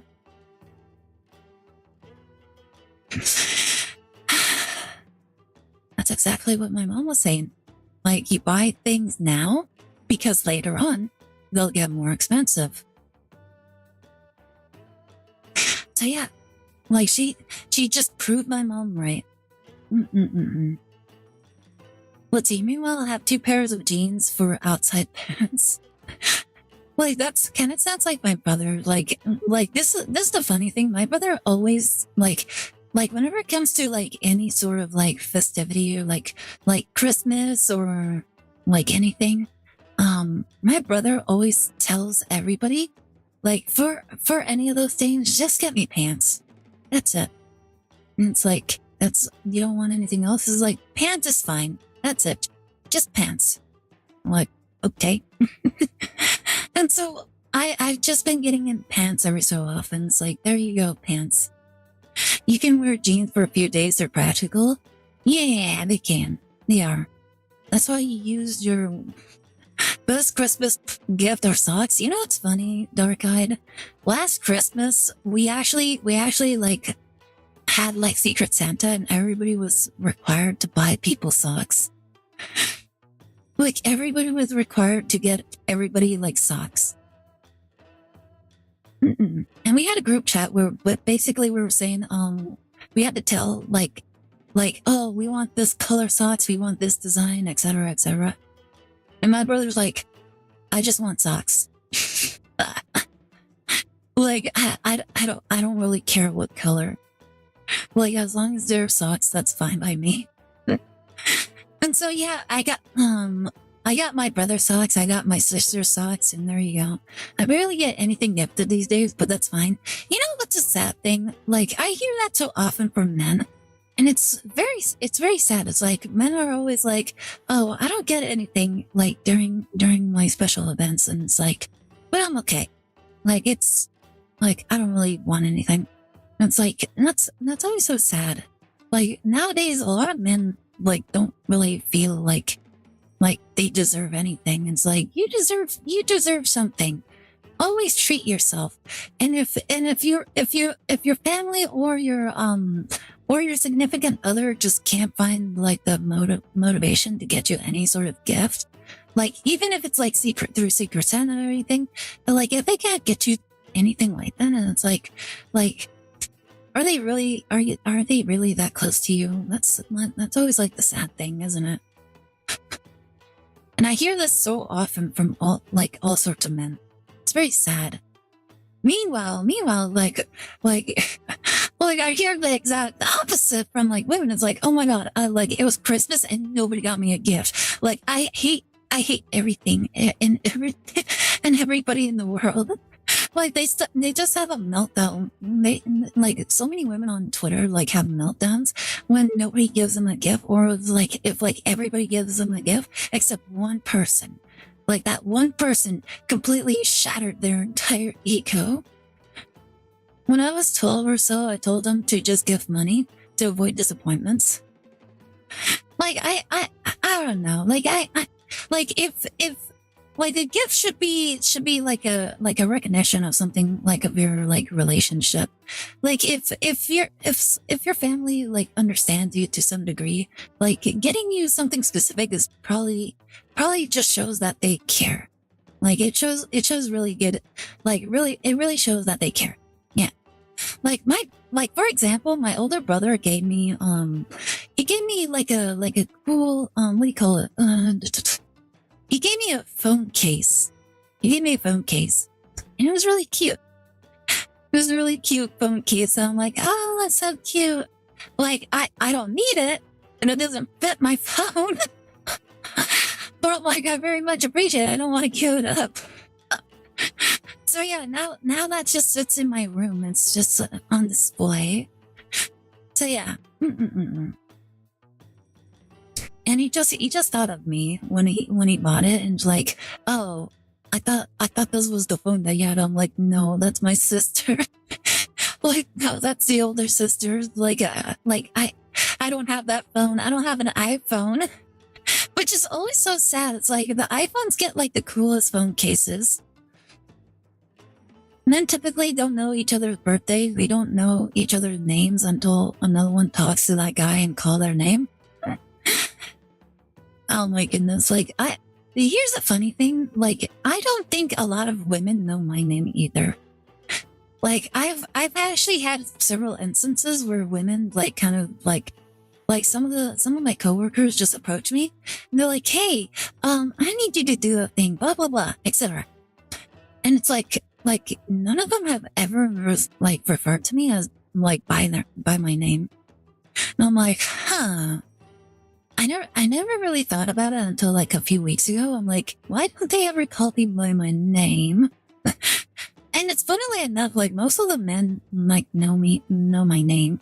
And it's almost like how Dark Eye kind of like described, where I like none of the women like refer to me by name until like one of the men like referred to me by name, and then all of a sudden they start calling me, "Hi, get over here."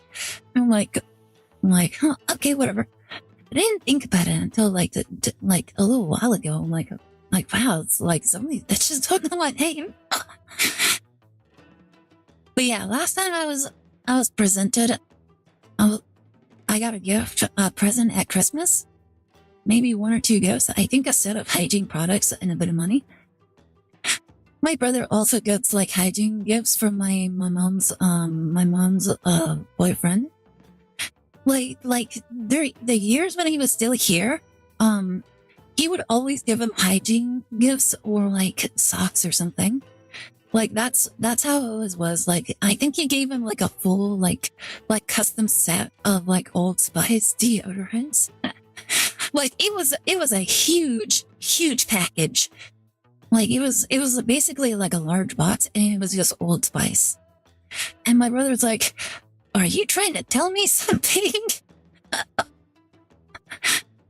I'm like, "Yeah, I think he's telling you that you stink." Oh my goodness. And my mom was like laughing as well. At least something custom in Old Spice. Something new and something old. Here's the other thing. You know that whole wedding thing, like something new, something old, something used? Like it was all of those things. Because my mom's boyfriend, he bought that originally for himself, but he never got around to using it. So it was brand new in the case. It was his, like it was meant for him, and it's Old Spice. So yeah. Something new, something old, something borrowed. Not something generic that's hygiene, like in my case. But yeah, that was like the funny thing. Just thinking about it just now, like something new, something old, something borrowed. Oh, like a box of Old Spice, untouched, and it was originally meant for somebody else. So yeah, it was just tickling me just thinking about it. Oh my goodness, I went on such a crazy tangent, didn't I? Like I forgot we were playing a game. He was kind of quiet but passionate when it came to his convictions. When he finally made prosecutor, he was all fired up to change crime for the better. By the way, does anybody remember how we came into this tangent? Yapalicious? Yeah, just yapping today, aren't we? But now he's nothing more than Goron's lackey. Seems like Dats has a lot to say about Nayuta. I'll ask him about his thoughts later.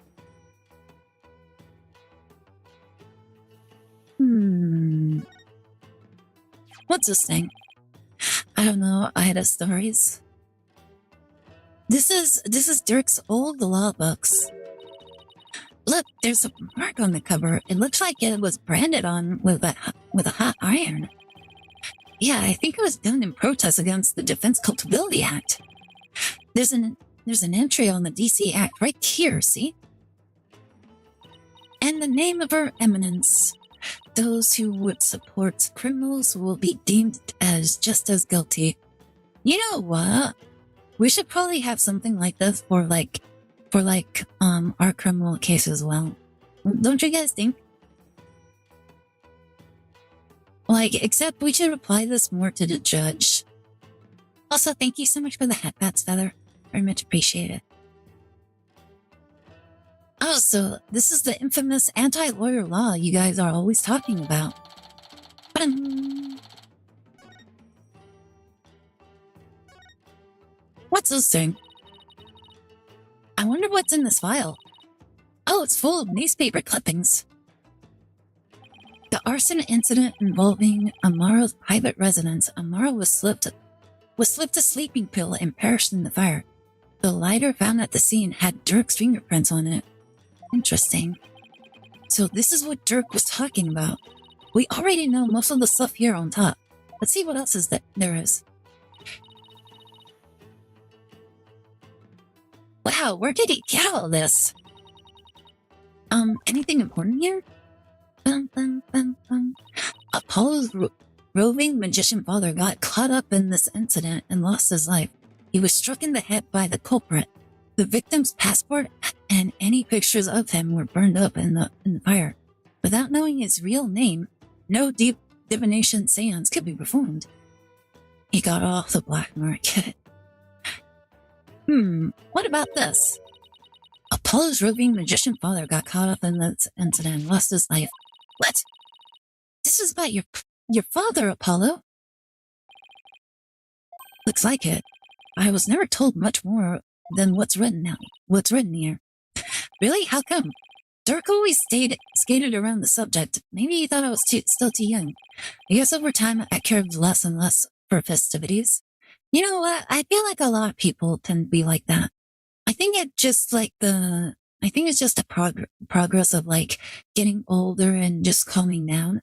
While the young people, they just need to party all the time. Like, yeah, I'm gonna go over there, live it up, etc., etc.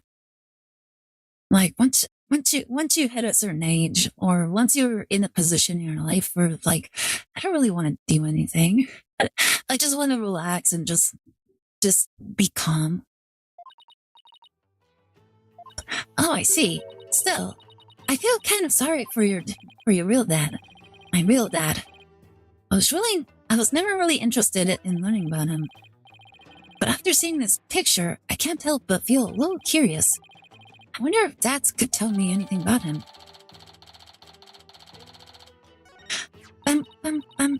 Apollo, this file looks like it might be useful. But there are so many pages, I can't tell what's important.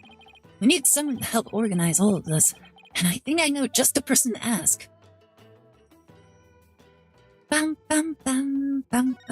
What's this thing? Includes my birthday, which is like any other day. Thanks for the wisdom, Grandma Ida. Oh my god. Like, I'm still young. I'm still young at heart. Dirk's jacket. You should try it on, Apollo. It might actually suit you. Really? But there's a spider in there. I don't want it. There's also a spare eye patch here. Why not try that on, too?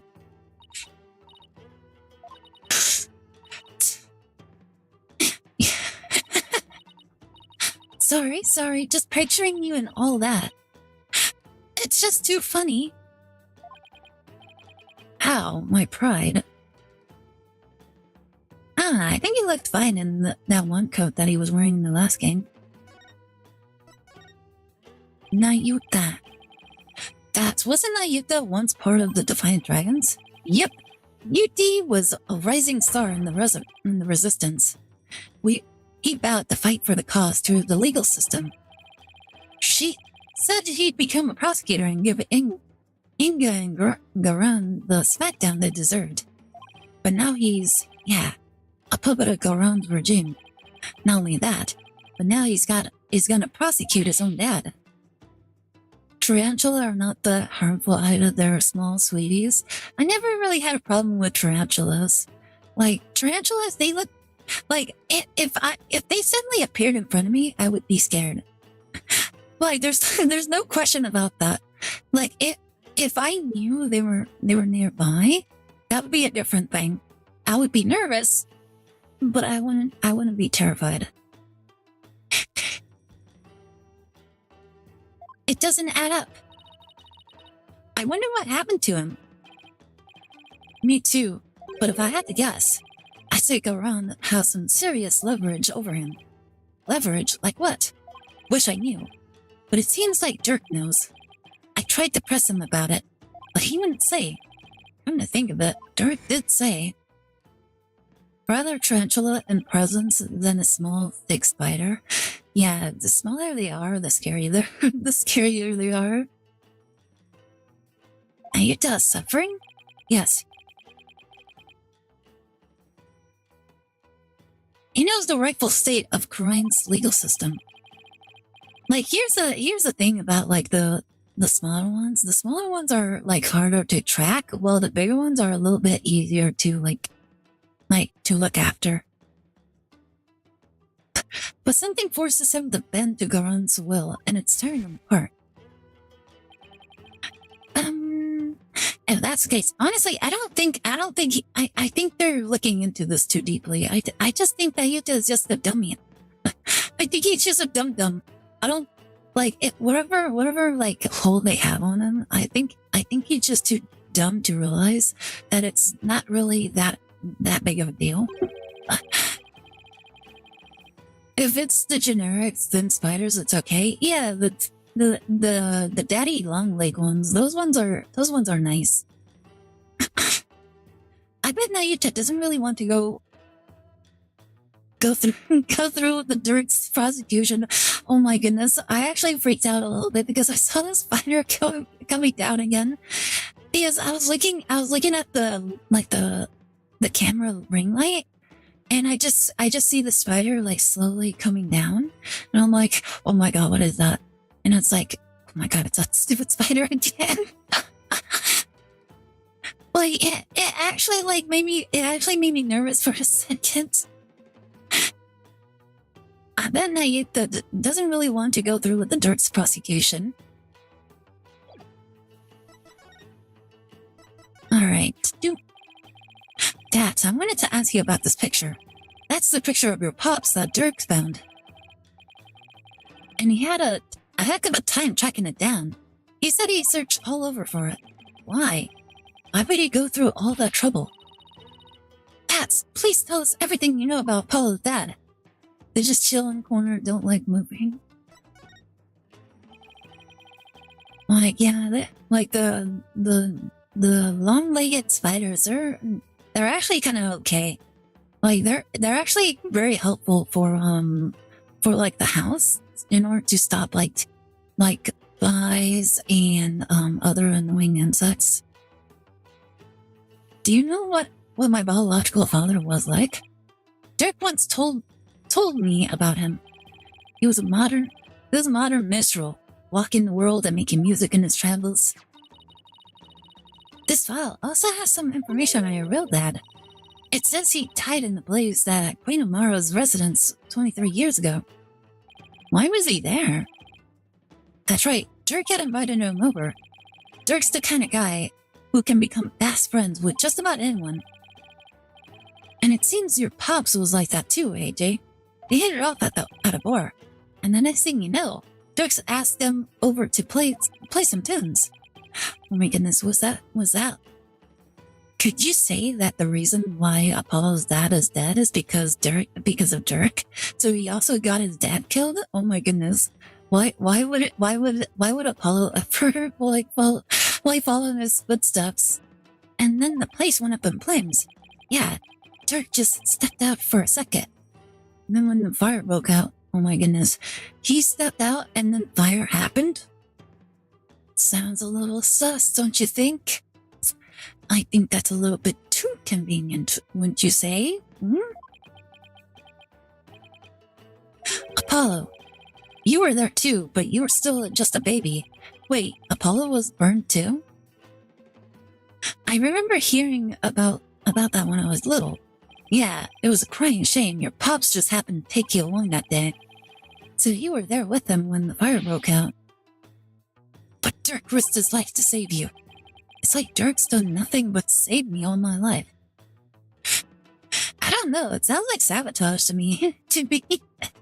Like, suddenly he walks out, and then fire happened, and then he just conveniently went to save Apollo.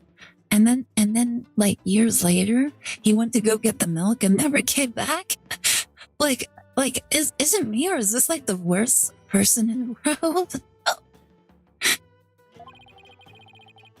All your pop stuff got burned up, including anything that could have helped us identify him.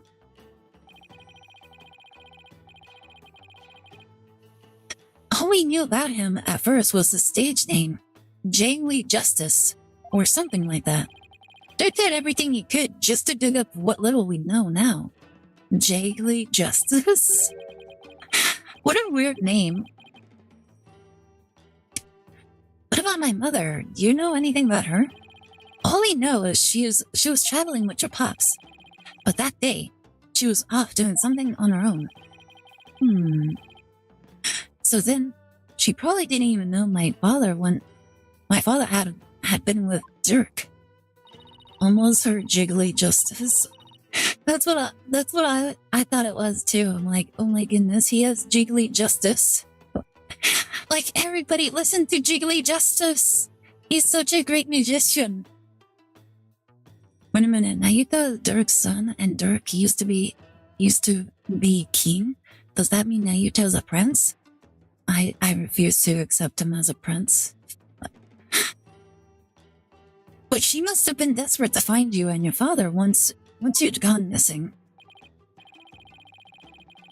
No doubt, but the Queen's assassination threw the kingdom into chaos. The police were so overwhelmed, they probably hardly had... Wait, what? They were probably hardly of any help to her. We searched and searched till our legs gave out too. We never found her. And with your father's stuff all burned up, we had zero leads, not even a photo. So that's how I became an orphan? And that, kids, is how I became an orphan.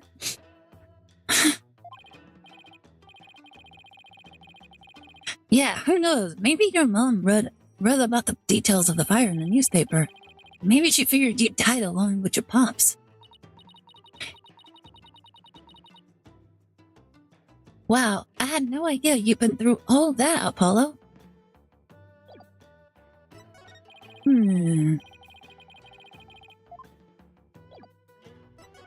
Alright, so what do we have left to show? That's about this file. Can you help me figure out which pages are the most relevant? Yep, sure can. I got the whole thing memorized. See this page? It's definitely worth a look. Page 34. As the son of the terrorist Zurich, Nayuta was expelled from the royal family. Well, would you look at that? Would you look at that? He was a part of the royal family. The idea that the sins of the father are visited upon his children is deeply rooted in the minds of Kurenese people. Wow. Well, okay. Like the sins of the father are the sins of the son. Oh, that's right. Prosecutor Samadi was part of the royal family, wasn't he? Yep, but he was expelled after that whole thing with Dirk happened. He must have gone through hell once he entered the legal world, though. Waiting for today's Beat Break episode drop? Ooh. You know what? We should do a watch-along, like, probably next time. Because it's been a while since we last watched, Beat Break. It'll be good to catch up. Because of the whole the sins of the father are visited upon his children thing? Yep.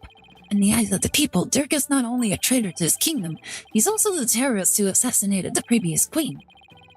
So, as his son, UT no doubt got the cold shoulder at every turn. I must have been really hard on him. I don't know. Like, I suppose. Yeah, the ties between father and son aren't something you break, even if you tried. No matter where he went, he was probably labeled the son of a criminal. But despite it all, he made a name for himself through blood, sweat, and tears. I mean, just look at him now. He's a smart prosecutor working cases around the globe. He's become a hero. The pride and joy of crime. Now that's the Nayuta. I know, super smart and never. He's not smart. Why does everybody keep calling him some sort of genius or smart? He's not smart. He's so dumb. He must have studied and fought like his life depended on it to get to where he is okay, where he is today.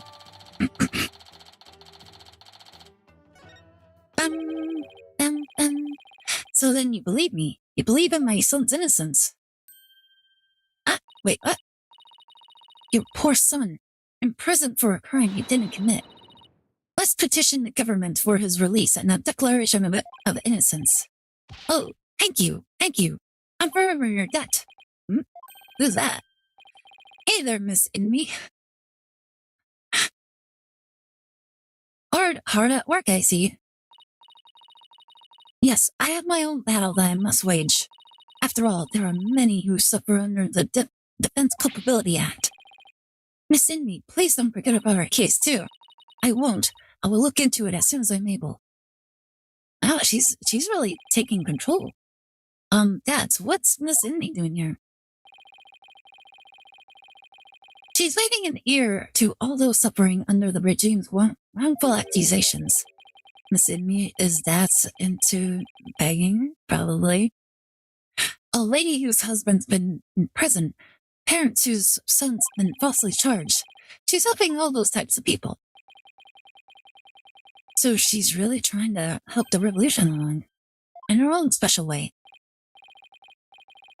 Yep, and thanks to her, more and more votes are coming over to our side. 1000%. Oh my goodness. Like, Bloops has been silent this entire time, but once he heard pegging, he's like, yep! Like, now this is a conversation I have to get in on. All the people who've been unhappy with the regime have been waiting for justice chance. And they're starting to speak out in support of us. The people are responding, and a grassroots movement is growing. Their dream of revolution may finally come true.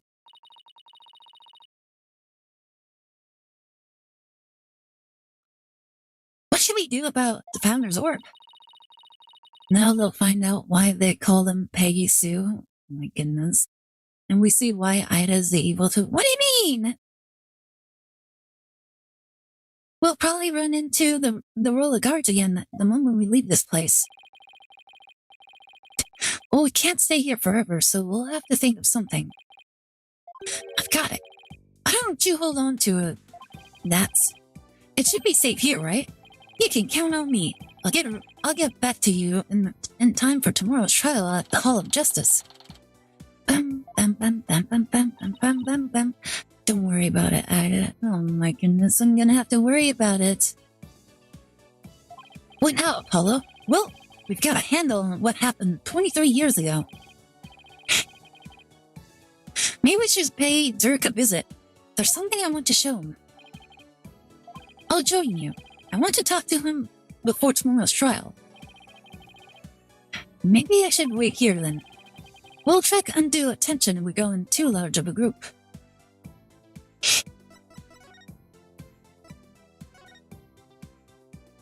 Bam, bam. I just been lurking here on Mass Rule, and you're like, of course Bloops comes back to pegging. Of course Bloops comes back to pegging. Like, what? Like, Bloops, you did this to yourself. Like, realistically, you did this to yourself. You're like, oh, pegging? I have to have an input on pegging. 100%, 1000%. I'm all about pegging. Whether it's up, down, left, right, BA start, like forward, backwards, upside down, like Spider-Man crawling, motorcycle, like it's all pegging all day. I came back to answer a question because Lady had funny name. Like, no, you can say what you want, but the fact that you came in for pegging, like, we were already talking about Miss Inme, and you're like, what, pegging? Pegging?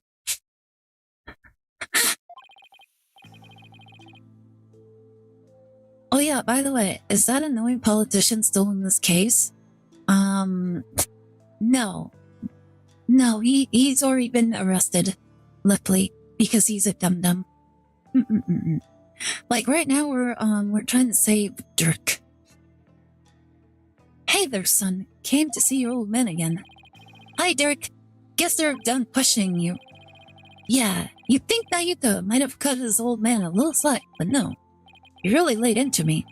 Seems they were really keen on recovering the Founder's Orb. When I wouldn't tell them where it was, he confiscated what few possessions I had left. Wait, Dirk's not wearing his attorney's badge.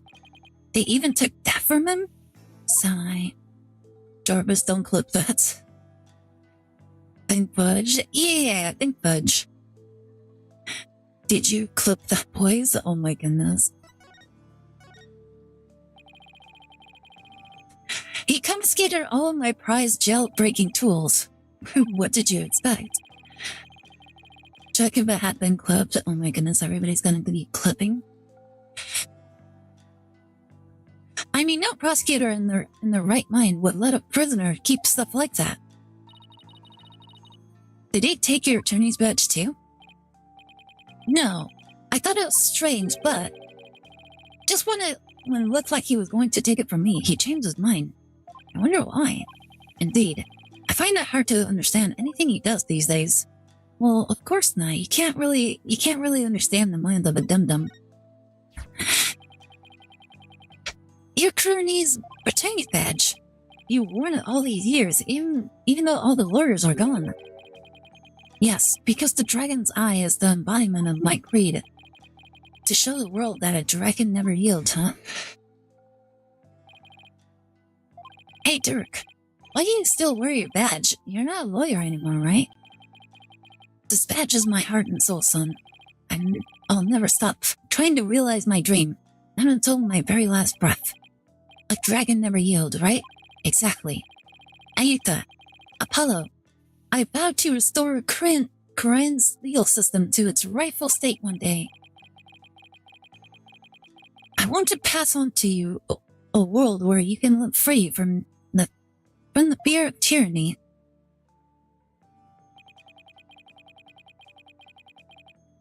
He was always saying stuff like that to the two of us.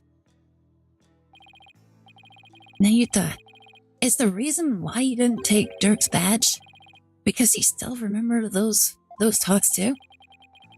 I really hope that's what it is. Son, will you keep my badge for me? Are you sure? I can't take something so important to you. That's exactly why I want you to hold on to it, Apollo. I'm placing my faith in the heart of the cards and your hands. Alright, I'll make sure that it stays safe forever and ever. Forever and ever. And ever. And ever. And ever, ever, ever. Forever and ever. Forever, ever, ever.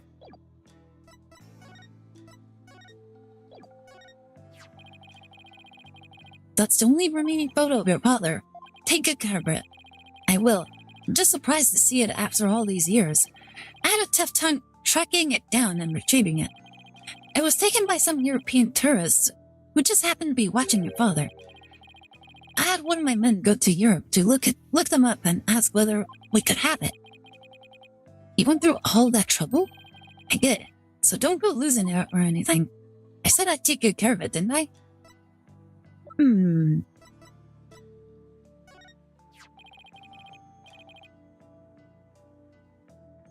Ida seems like a sailor. What do you mean, sailor? I prepared that myself. Use it well. I'm surprised you were able to gather this much information. It wasn't easy. After all of the evidence from the assassination was lost in the fire. And the newly installed Goran regime was in full control of the media.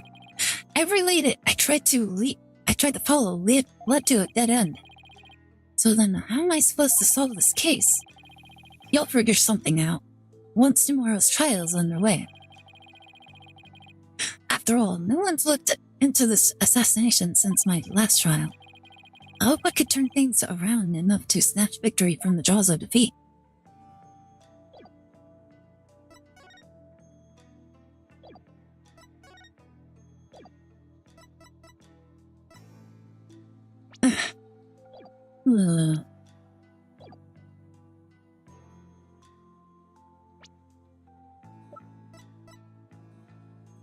Let's see. Show Dirk the pink butterfly. Oh, okay.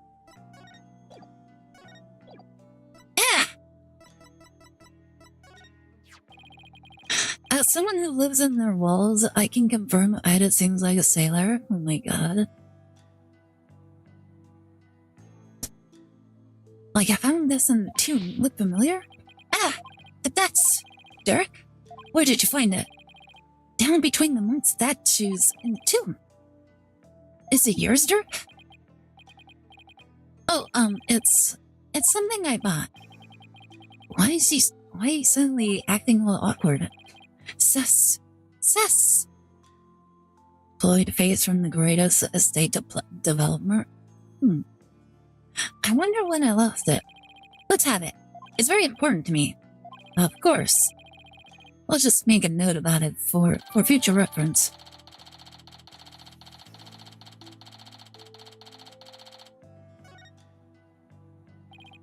Also, can you guys stop leaving craft singles in here for me? Get me some real cheese. No!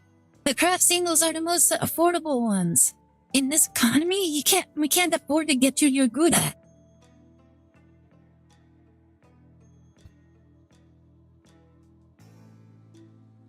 Apollo, remember how Inga said he had someone dear to Dirk? Why don't you ask about that? Oh, right. I'll give it a try.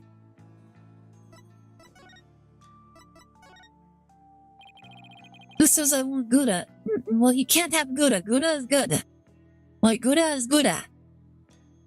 What did the minister mean when he said he had someone dear to you in the palm of his hand? What was he talking about? Now, you just seem to know, but he wouldn't tell me anything. Well, I have no idea, so... Well, you obediently followed his every word after he said that. So it seems to me the minister was in close proximity to someone you really know. Oh, someone you really care about. That isn't Ayeta. Wait, don't tell me. Is there a new lady in your life? Oh my goodness, she has a woman. He has a woman. I want mozzarella. No, you can't have mozzarella. Mozzarella is expensive. Does she curse like a sailor, as they say? No, my brother is the one that curses all the time.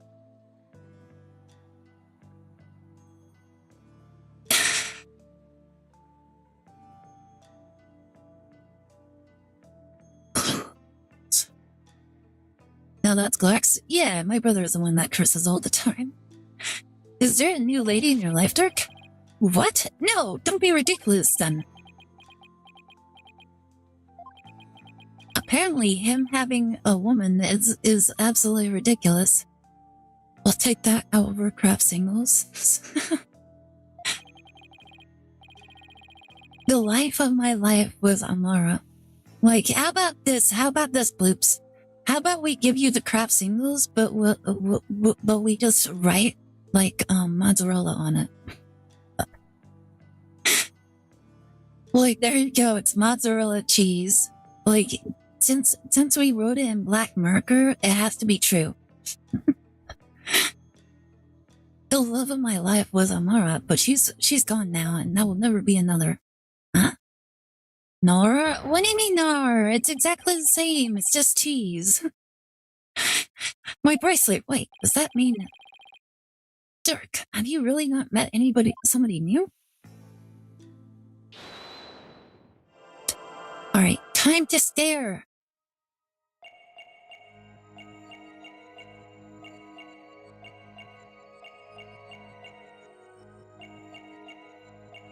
Ugh.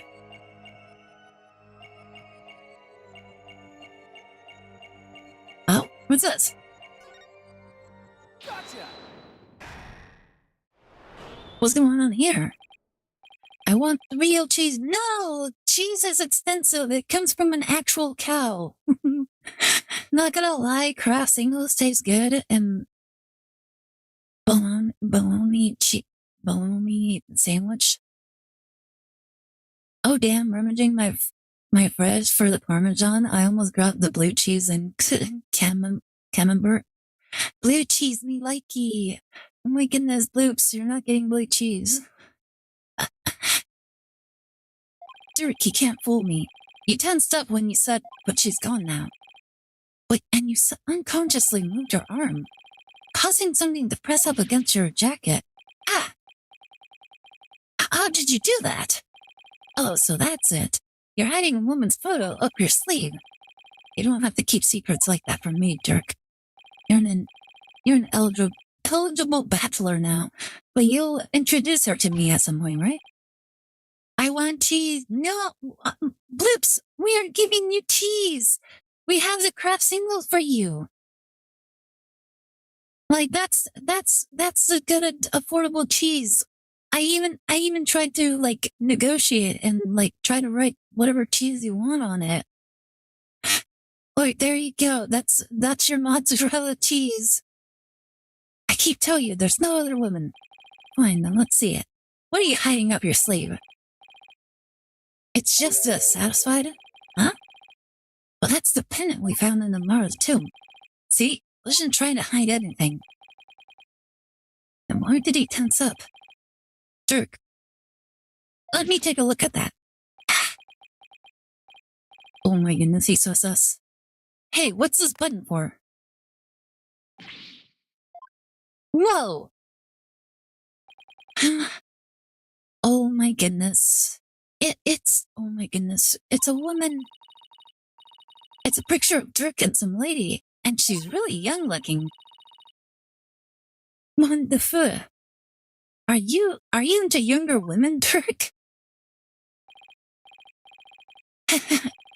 Dirk, you old dog, you got yourself a younger lover.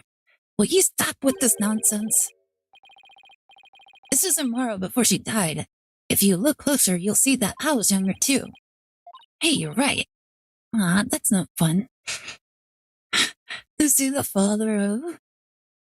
That's it. I'm stealing the milk from the fridge and making my own cheese. No, we can't afford to give you milk, and we can't afford to give you cheese. We can only afford to give you the craft singles cheese. Them trying to reveal that Dirk has a woman or a child is stupid, because if his enemies find out about the woman or child, then they will be putting said woman or child in danger. True. Absolutely true. Wait a sec. Haven't we seen this woman here before? Now that you mention it, isn't this woman the same as the one in the pendant's photo?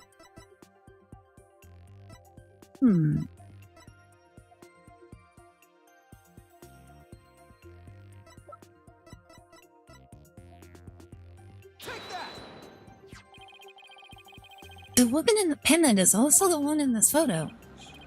Apollo, where did you get this? Oh, thank you so much for the hydrate. Very much appreciated, Challenger.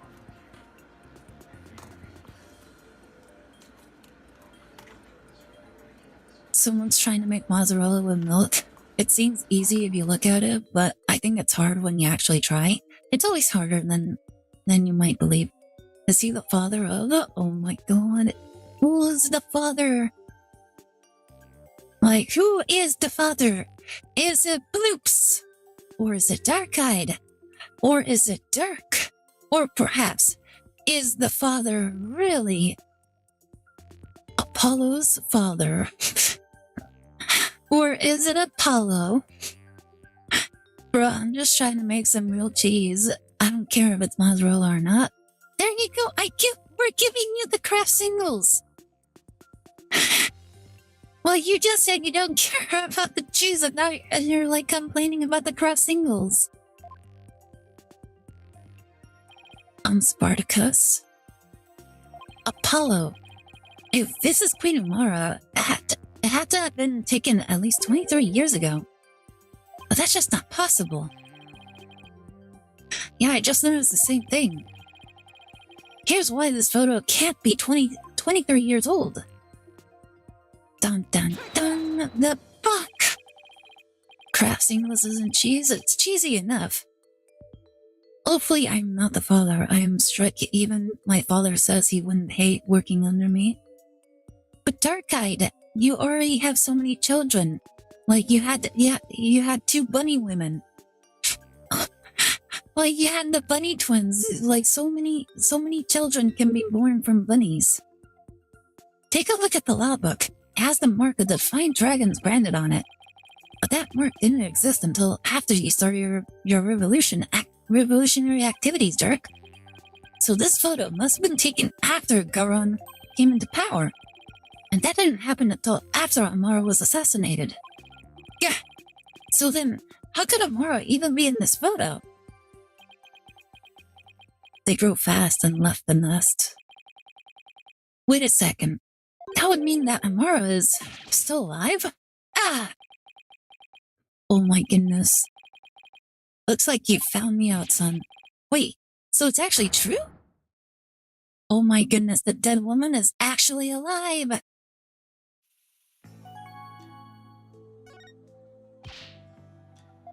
Dirk, what do you mean Amara's still alive? I thought she'd been assassinated. So did I. But it seems she made it out alive, only to be held captive by the Garon regime. Why would they do that? When I fled from the law and went underground 23 years ago, I heard some shocking news from a Defiant Dragon spy. There were rumors of Queen Amara being sighted in the palace.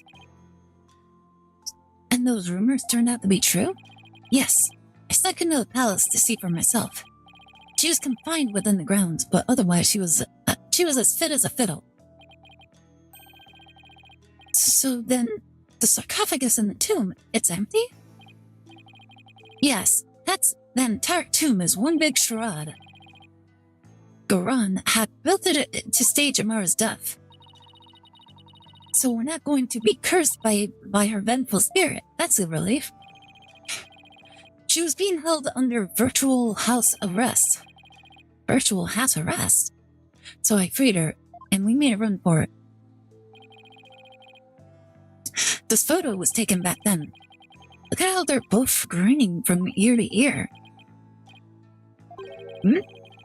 There's a fingerprint on the milk part. I guess Dirk must have left it by accident. Oh, Mr. Samadhi, I want to hear all about how you ran away with Queen Amara.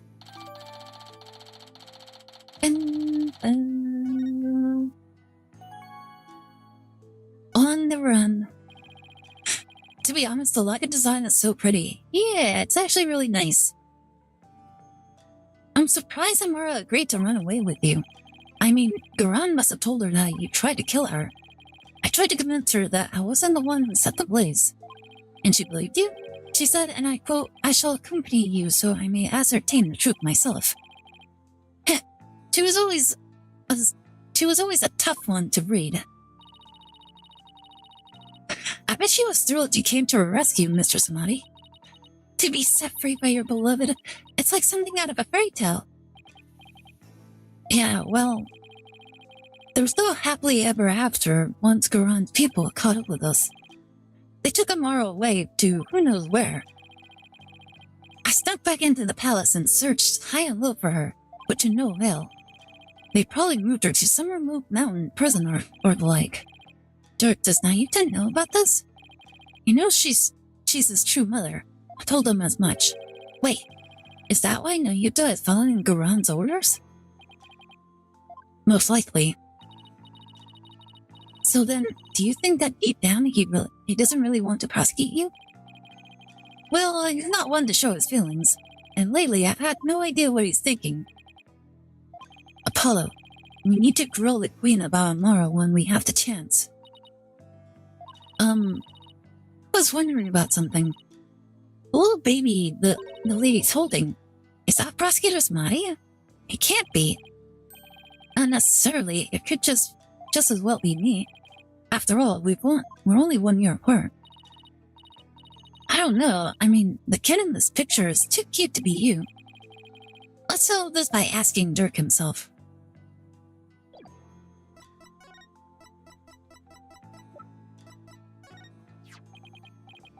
Dirk, about the cute little kid in this photo. Is that me? What are you talking about? See? I told you it was Prosecutor Samadhi. Oh, I see. Well, either way, it's not you, son. So then, if it's Nayuta, who was taken when he was about a year old, right? And that would mean you ran away with Amara around 22 or 23 years ago. Hmm? You're pretty good with numbers, son. Impressive. Huh? What kind of answer is that? Something's sus about that.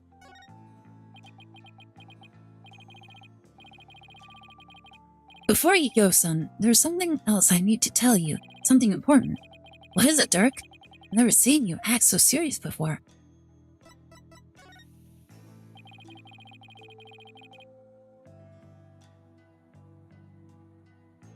Hello, Dishings. Welcome to the stream. Hope you're enjoying the stream so far.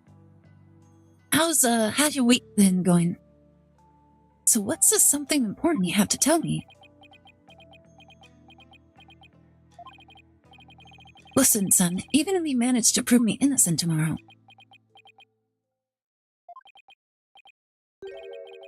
I don't have long to live. Wait, what? Any? What do you mean you don't have long? What are you talking about? What I mean is, I can already hear the Twilight Realm calling my name. There's no escaping death now that it has its sights set on me. What? Is this another one of your jokes? I wish it was. You can't fool me, Dirk. Huh? That's strange. Why isn't my bracelet reacting?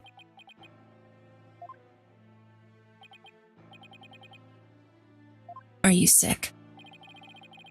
It's something like that. So you're not joking? I'm afraid not, son. Sorry. Isn't there a cure? Or at least some sort of treatment? Unfortunately not. Not for a while. Not for what I've got. If you need some kind of surgery, I'll work as hard as I can to pay for it. What are you talking about? We don't get paid? What do you mean, Apollo? We don't get paid. We're lawyers. So please. It's too late. There's something more to be done now. But you always say a dragon never yields. So why are you giving up now? Apollo, I'm sorry. I really am. I don't understand. Why is this happening, Dirk? Why? Listen, Apollo. I've got a favor to ask of you. Would you keep quiet about this? I don't want my fellow dragons to find out. They'd all lose all hope if they knew I was dying. Would you do that for me? Of course. Why is this happening now? Just when I was finally starting to feel like you really are my father.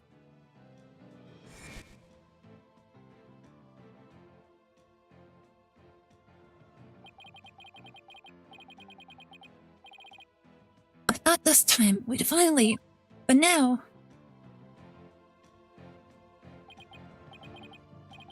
Damn it, why? Apollo. Listen, son. I don't have much longer to live, but I'll never let them execute me. Not before I finish what I need to do. I know, Dirk. There's no way I'm going to let them prove you guilty. Before he goes, I'm going to turn back time by righting the wrongs that have been done. I'm going to restore Dirk's freedom. And return a real smile to Nayuta's face. I'm going to win this case. I just have to.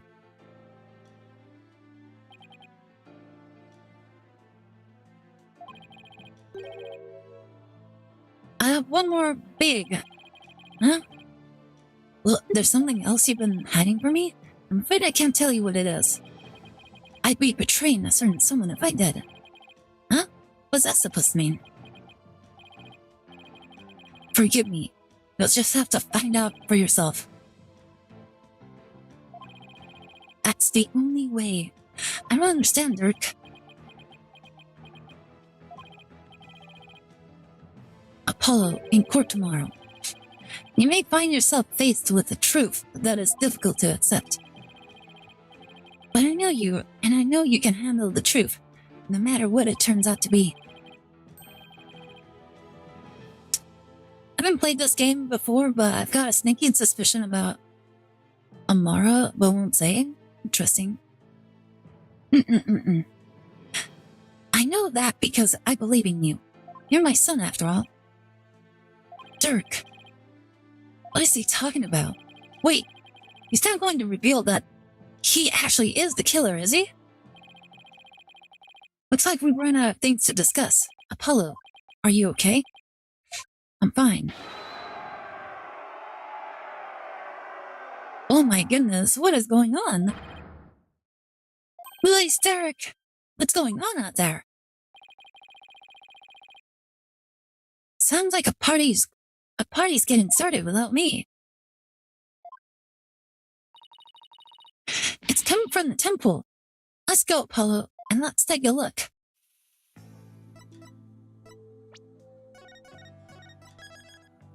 Right, let's save real quick.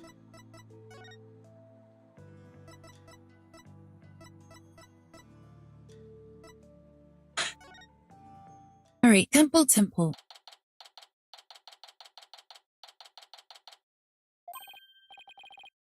Whoa, what is all this? Ow,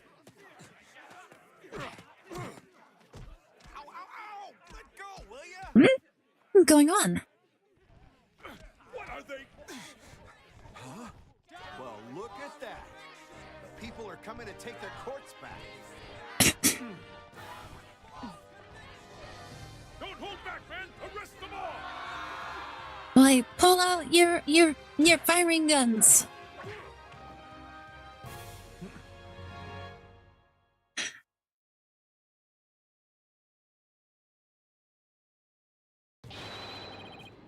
Oh my goodness, full-on revolution! Let anarchy rise! Anarchy! Anarchy! Dirk belongs to the people. Give him back! Yeah! Where are you holding him? Quiet down, you. They have my big sister too, but she didn't do anything wrong. Ouch! Yeah! Stop pulling my hair! Release my son! Release him now! Ah! Stop that! No biting! Oh my goodness, they're biting? This is really something. And it looks like Dads and Miss Enemy are leading the charge. You unenlightened fools, do you honestly think this will change anything? Yeah, 100%. Like, this could easily change things. UT, why do you keep searching that witch Garan? Ah, it's... Hey, Nayuka. You again. What's going on here? It would appear that the insurgents are fanning the flames of rebellion. But I never thought it would grow so large. However, they will all be under arrest shortly. Reinforcements are almost here. They'll be arrested just for protesting? They are aiding and abetting a criminal by seeking his release. He's so dumb, guys, he's so dumb. Her Eminence, Queen Garan, has ordered they be arrested and judged en masse. Well, weren't you once a member of the Defiant Dragons too? How can you go along with this? I am simply following the orders that Her Eminence has handed down. No, it can't be as simple as that. Listen, Nayuka, there's something I want to talk to you about. Hey, you're not getting away this time. We need to talk. I see there is no reasoning with you. Very well then, speak. Oh my goodness, if anything, Apollo is far more reasonable than you.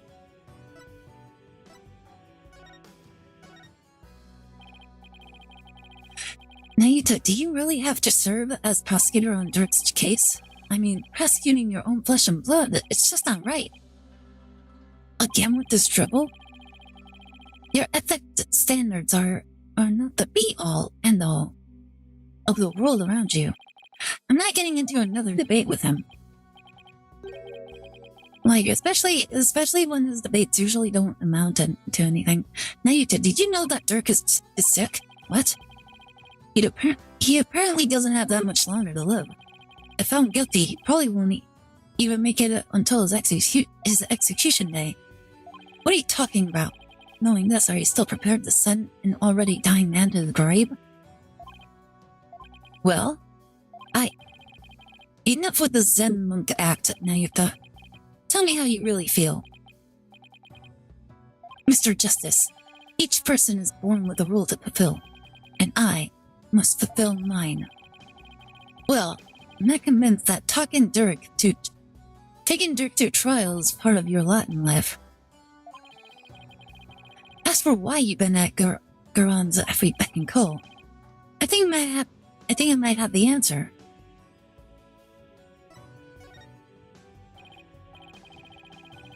Bang, bang, bang, bang. Now you know about the truth about your mother, don't you? About how the former queen is still alive and being held somewhere? So Dirk told you. Did he? Yes, it's true. My mother was spirited away to some remote country of this kingdom to keep her safe from harm. Safe from harm?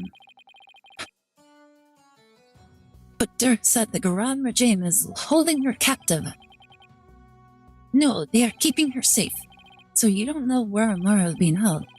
I only know that it is somewhere secluded backwards, where visitors are not allowed. I have heard she leads a simple life akin to that of the monastic disciples. Keeping her safe? Yeah, they're obviously not keeping her safe. Sure sounds like she's being held captive to me. Listen, Naitha, aren't you really doing the Queen's bidding? Because she's holding Amara captive? And this whole thing with Dirk, you know he didn't really kill Inga, don't you? Dirk doesn't have much longer to live, so I want to help him however I can. This time, it's our turn.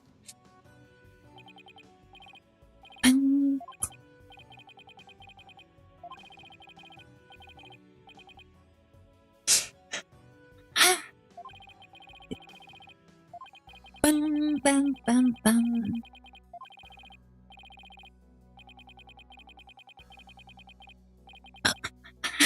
Oh my goodness. My dog is like asking for some attention. She's actually whimpering. What is it, girl? What is it, girl? What is it?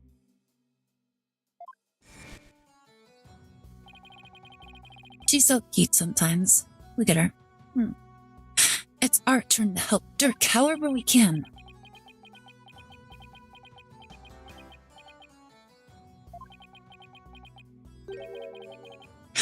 What you speak of is futile. Let it go and move on. The guilty verdict, the hopelessness. You must resign yourself to it all. Clinging to false hope now will only serve to magnify your future despair. What is with him and his future despair saying, give me doggo, I will pet it? Like, everybody is allowed to pet the doggo. Like, she's so adorable. Look at her. Ayuta, are you really going to just roll over on this? I've no more time for idle chatter. I must prepare for tomorrow's trial. Now, if you'll excuse me. So what was he doing out here? He was supposed to be preparing for the trial. He's just out here just doing whatever. Apollo, I sense the whirlpool of emotions come from within Prosecutor Samadhi just now. Anger, shock, bewilderment, and an icy sorrow. As deep and dark as an abyss. Once I picked up on that too. Looks like Dirk really won't be the only one who will need my help tomorrow.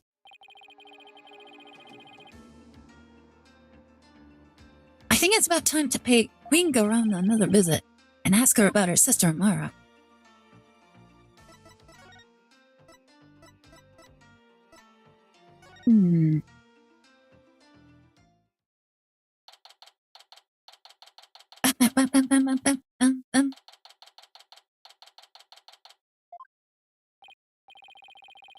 The royal guard isn't around. That is utter hooey. You cannot continue to deceive the people like that. Raifa, justice is more than simply speaking the truth. Is that Princess Raifa and Queen Garan over there? You deceived me too, Mother. How could I ever believe a word you say again? You... Nincompoop!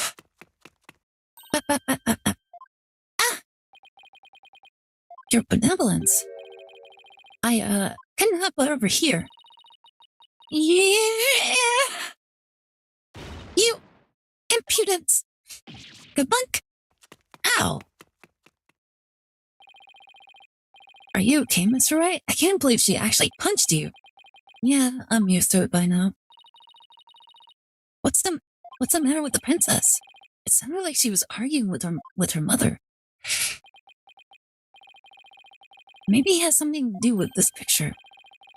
Rifa said she had to ask her mother about some secret or another as soon as she saw it. So then, does that mean that Princess Rifa knows what really happened? That Amara wasn't assassinated and is still very much alive? It would seem so, and she doesn't seem to be taking Garon's lies very well. But that's no surprise, considering how much Rifa reveres her mother. That would definitely cause her a great deal of anguish and sadness. Eavesdropping, are we? How very rude. How very rude. You there. Are you not Dirk's son? Oh, nice to meet you, Your Eminence. We're actually here to speak with you, if you could spare a moment. Your Eminence, Dirk told me about Amara. About how she's still alive, that is. We know not of what you speak. After Dirk learned that Amara was still alive, he rescued her, and they ran off together. But she was captured and remains captive in a secret location to this day. As for Naivta doing your bidding, it's only because Amara's life is in your hands. Oh, what an active imagination you have.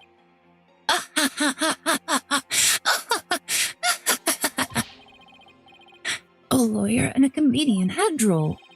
Whoa, where'd they come from? Anyway, if she's going to play dumb, I'll just have to jog her memory with some evidence.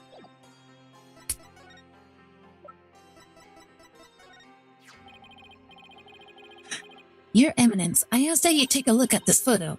Why, it's a photo of Amara, and here you can see the law book bearing the mark of the Defiant Dragons.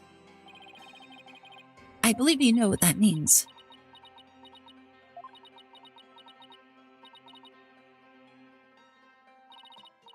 Very well. Royal Guard, stand down. Yes, Your Eminence. Your wishes are command. It seems there is no need to perpetuate this charade any longer. We shall speak of all we know. So then, you met that Amara still alive? Yes. She's under our protection in a safe location. I think she means being held prisoner. And where is she being kept? Now why would we tell the son of a traitor like that? Yes, she has a point there. Now heed our warning, poor devil. It would not be wise to inform the people that Amara yet lives. It would only serve to plunge public order into chaos. I have no intention of doing that. Besides, there are real terrorists out there who might try to kill her. Good. Now, there was something we have been meaning to ask you. Do you know what has become of the Founder's Orb? I don't know where it is. The Founder's Orb went missing after Dirk took it into the tomb. As his son, we thought you might know something of its current whereabouts. I knew it. I suppose I should thank you for that free running tour of Karine. That was the Royal Guard's own doing. Nice try, lady. But now you're definitely not getting the orb ever. Why do you want the orb so badly anyway? Because it would be the most dangerous in the wrong hands. It must be recovered. Is the legend true? Can the orb really impart spiritual power? Are you worried that someone could overthrow you with it? The Holy Mother's power is without equal. Should Her Holiness once again return to our world, she could conceivably bestow great power upon the one who unlocked the orb's secrets. I guess that makes sense, considering spirit channeling is a fact of life here. So we asked you, Horned Devil. Why is she referring to him as a Horned Devil? Did you receive the Founder's Orb from Dark? Does it look like I did? So you like to play games, do you? Royal Guard. Yes, Your Eminence. Search this devil and its belongings. What? Watch, Your Eminence. Don't move. You're only making this harder on yourself. Oh no. Yikes! Hey, cut it out! What the?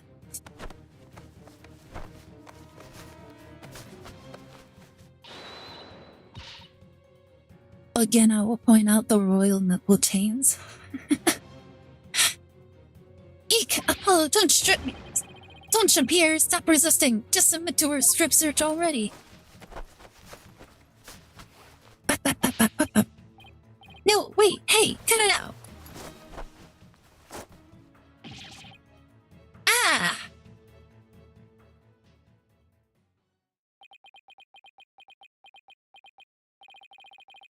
Rest in pieces, my poor tattered dignity. There's no sign of the Founder's Orb, Your Eminence. So you have hidden it somewhere. No matter. We shall recover it one way or another once you are found guilty of abetting the accused. Turk was right. She really is bent on getting the orb. Mother! Looks like the princess is back.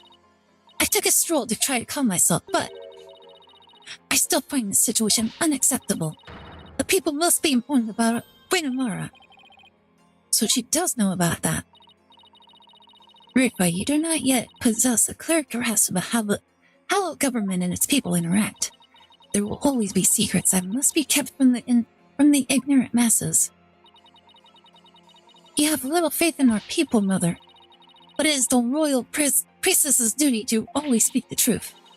And as such, I cannot remain silent. I will not.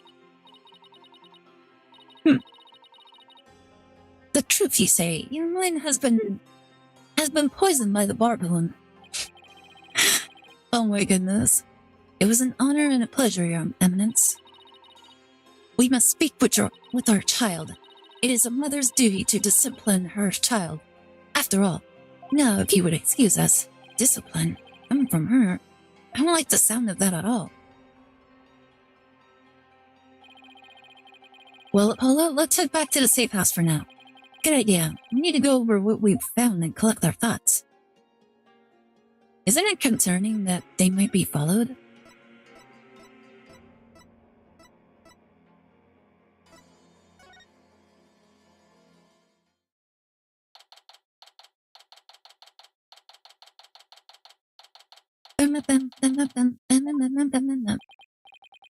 Ah, you're back. Thank you for holding down the fort, Chief Prosecutor Edward. Sorry it took so long. Hope you weren't too bored. I watched the plumed Punisher, warrior of Twilight Realm, while you were gone. And my verdict is, it's an outrage. It's theme song. Even worse, the people here believe it's an original Koreanese show. I've already spoken about it with length of Mr. Arable. Oh my goodness. So anybody that's new to the series, Miles Edgeworth is actually a huge fan of the Steel Samurai. So yeah, he's actually taking huge offense to this. Edgeworth was eating the lizards as well. I mean, what else is there to eat around here?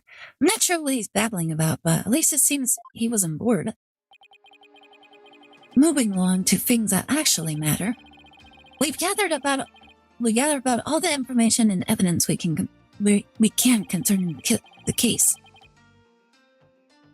I think it's time we go over everything we've learned so far. The orb trial, Maya's abduction, and the murder of the mastermind behind it all, just as if Minister Inga. It's a lot to consider. Think you have all the facts straight in your head. Yep, I've got it covered, Mr. Wright. It's the truth about what really went down that's going to be the problem. Yeah, it's like the more we learn about this case, the less we understand. I agree. There's a deep darkness enveloping this case. I'm almost afraid of what we will find once we lift that black veil. The spider looks like a nice entree. Oh my goodness. Suffice to say, the real killer is certainly waiting underneath. The real killer, huh? Now that's the million-dollar question.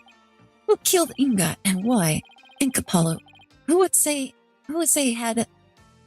say had a motive to commit this crime? I, for one, am drawing a complete blank. I want to know how the killer slipped into the tomb, killed Inga, and slipped back out without ever being seen. That's a bona fide locked room mystery right there. Well, we've collected plenty of evidence and statements. I just hope the rest comes out in court. It'll be a thinner tightrope than usual, but that's for sure. This case has one big flaw in the ointment. In order to prove Dirk completely innocent, we'll also have to exonerate him of the crime committed 23 years ago. Amara's supposed assassination. Right, I know Amara's still alive, but Dirk could still be charged with plotting to kill her. He couldn't discover the truth, even after over 2 decades of investigating. So our biggest hurdle is going to be the complete lack of evidence. The fire made sure of that. Mr. Wright, have you ever won a case without any evidence? No. That's one thing I've never done before. A trial unprecedented even in the decorated annals of the Right Anything Agency. Still, I can't help but wonder, was there really no evidence left behind? Oh, and we can't forget about the Defense Culpability Act. Those who would support criminals will be deemed as just guilty. In short, if Dirk is found guilty and is sentenced to death, we'll likely join him in a very public execution. Yeah. Beat the charges or die. What kind of crazy upside-down legal system is this anyway? Don't worry, I can't ask someone as young as you to risk your life, Athena. So tomorrow, it'll just be me and Apollo on the courtroom floor. But you can support us by watching from the gallery. What? No! I want to help. I'm part of the agency too, after all. Sorry, but this is a direct order from your boss. Plus, there's Prosecutor Blackwell to think of. He said he'd use me for sword practice if I put you in harm's way. Simon. Well, at least promise me this, you two. Promise me you'll make it back alive. I see how. Make it back alive, huh? What's with that face, Apollo? You'll never inspire confidence in your client like that. And it'll play right into the prosecution's hands. Remember, the worst of times are when lawyers will have to force their biggest smiles. You're right. Even when it seems hopeless, or when there's not a shred of evidence to be found. We can never let it show on our faces, right?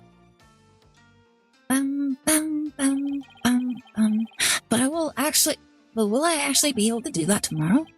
When push comes to shove, will I be able to force my biggest smile?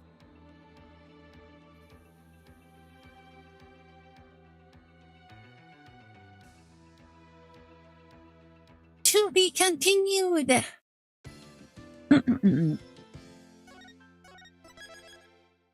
Alright, this next section is probably going to be super long, as it's going to be the court case. So I think we'll end stream right here, and then we'll pick it up next week. Not only that, but I'm getting really, really sleepy.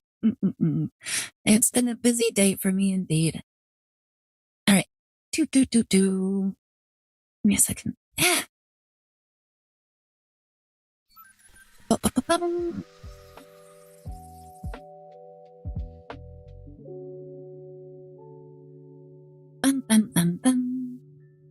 There we go. But yeah, that'll be it for today. I very much appreciate everybody that joined me. I'm like trying to think, how should I end this? Oh, that's right. You know what? Anybody new to the stream? Be sure to check out the Discord. There you go.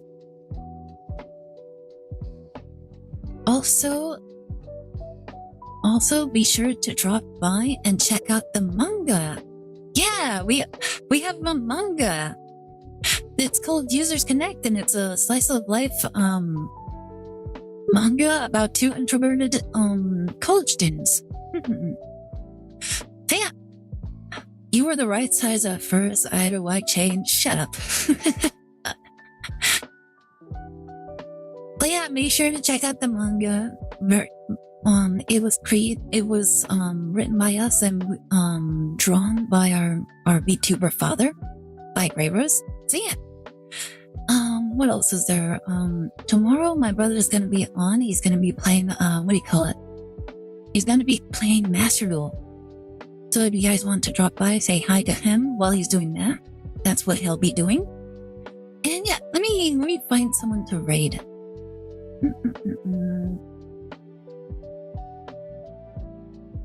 Ooh, somebody else is actually playing Phoenix Wright as well. Let's see, who else is online? Oh! Let's go raid into this person. They look like there'll be fun. Hi. I will be back Thursday. We'll probably be playing Pokemon, or we can probably switch it up to do something else. And that way when the new pack comes out on Friday, we'll probably do, you know what? I'll probably switch it around. I'll probably take a break Thursday, and then we'll be back for Friday on stream. Yeah, I'll let you guys know, how that works out. And then, we'll be back on Saturday doing, continuing things, right? So yeah, anything else? Was there? I don't think so. No, I think that's about it. That'll be it. Thank you so very much for joining me. Let me start the raid. And here's the raid message.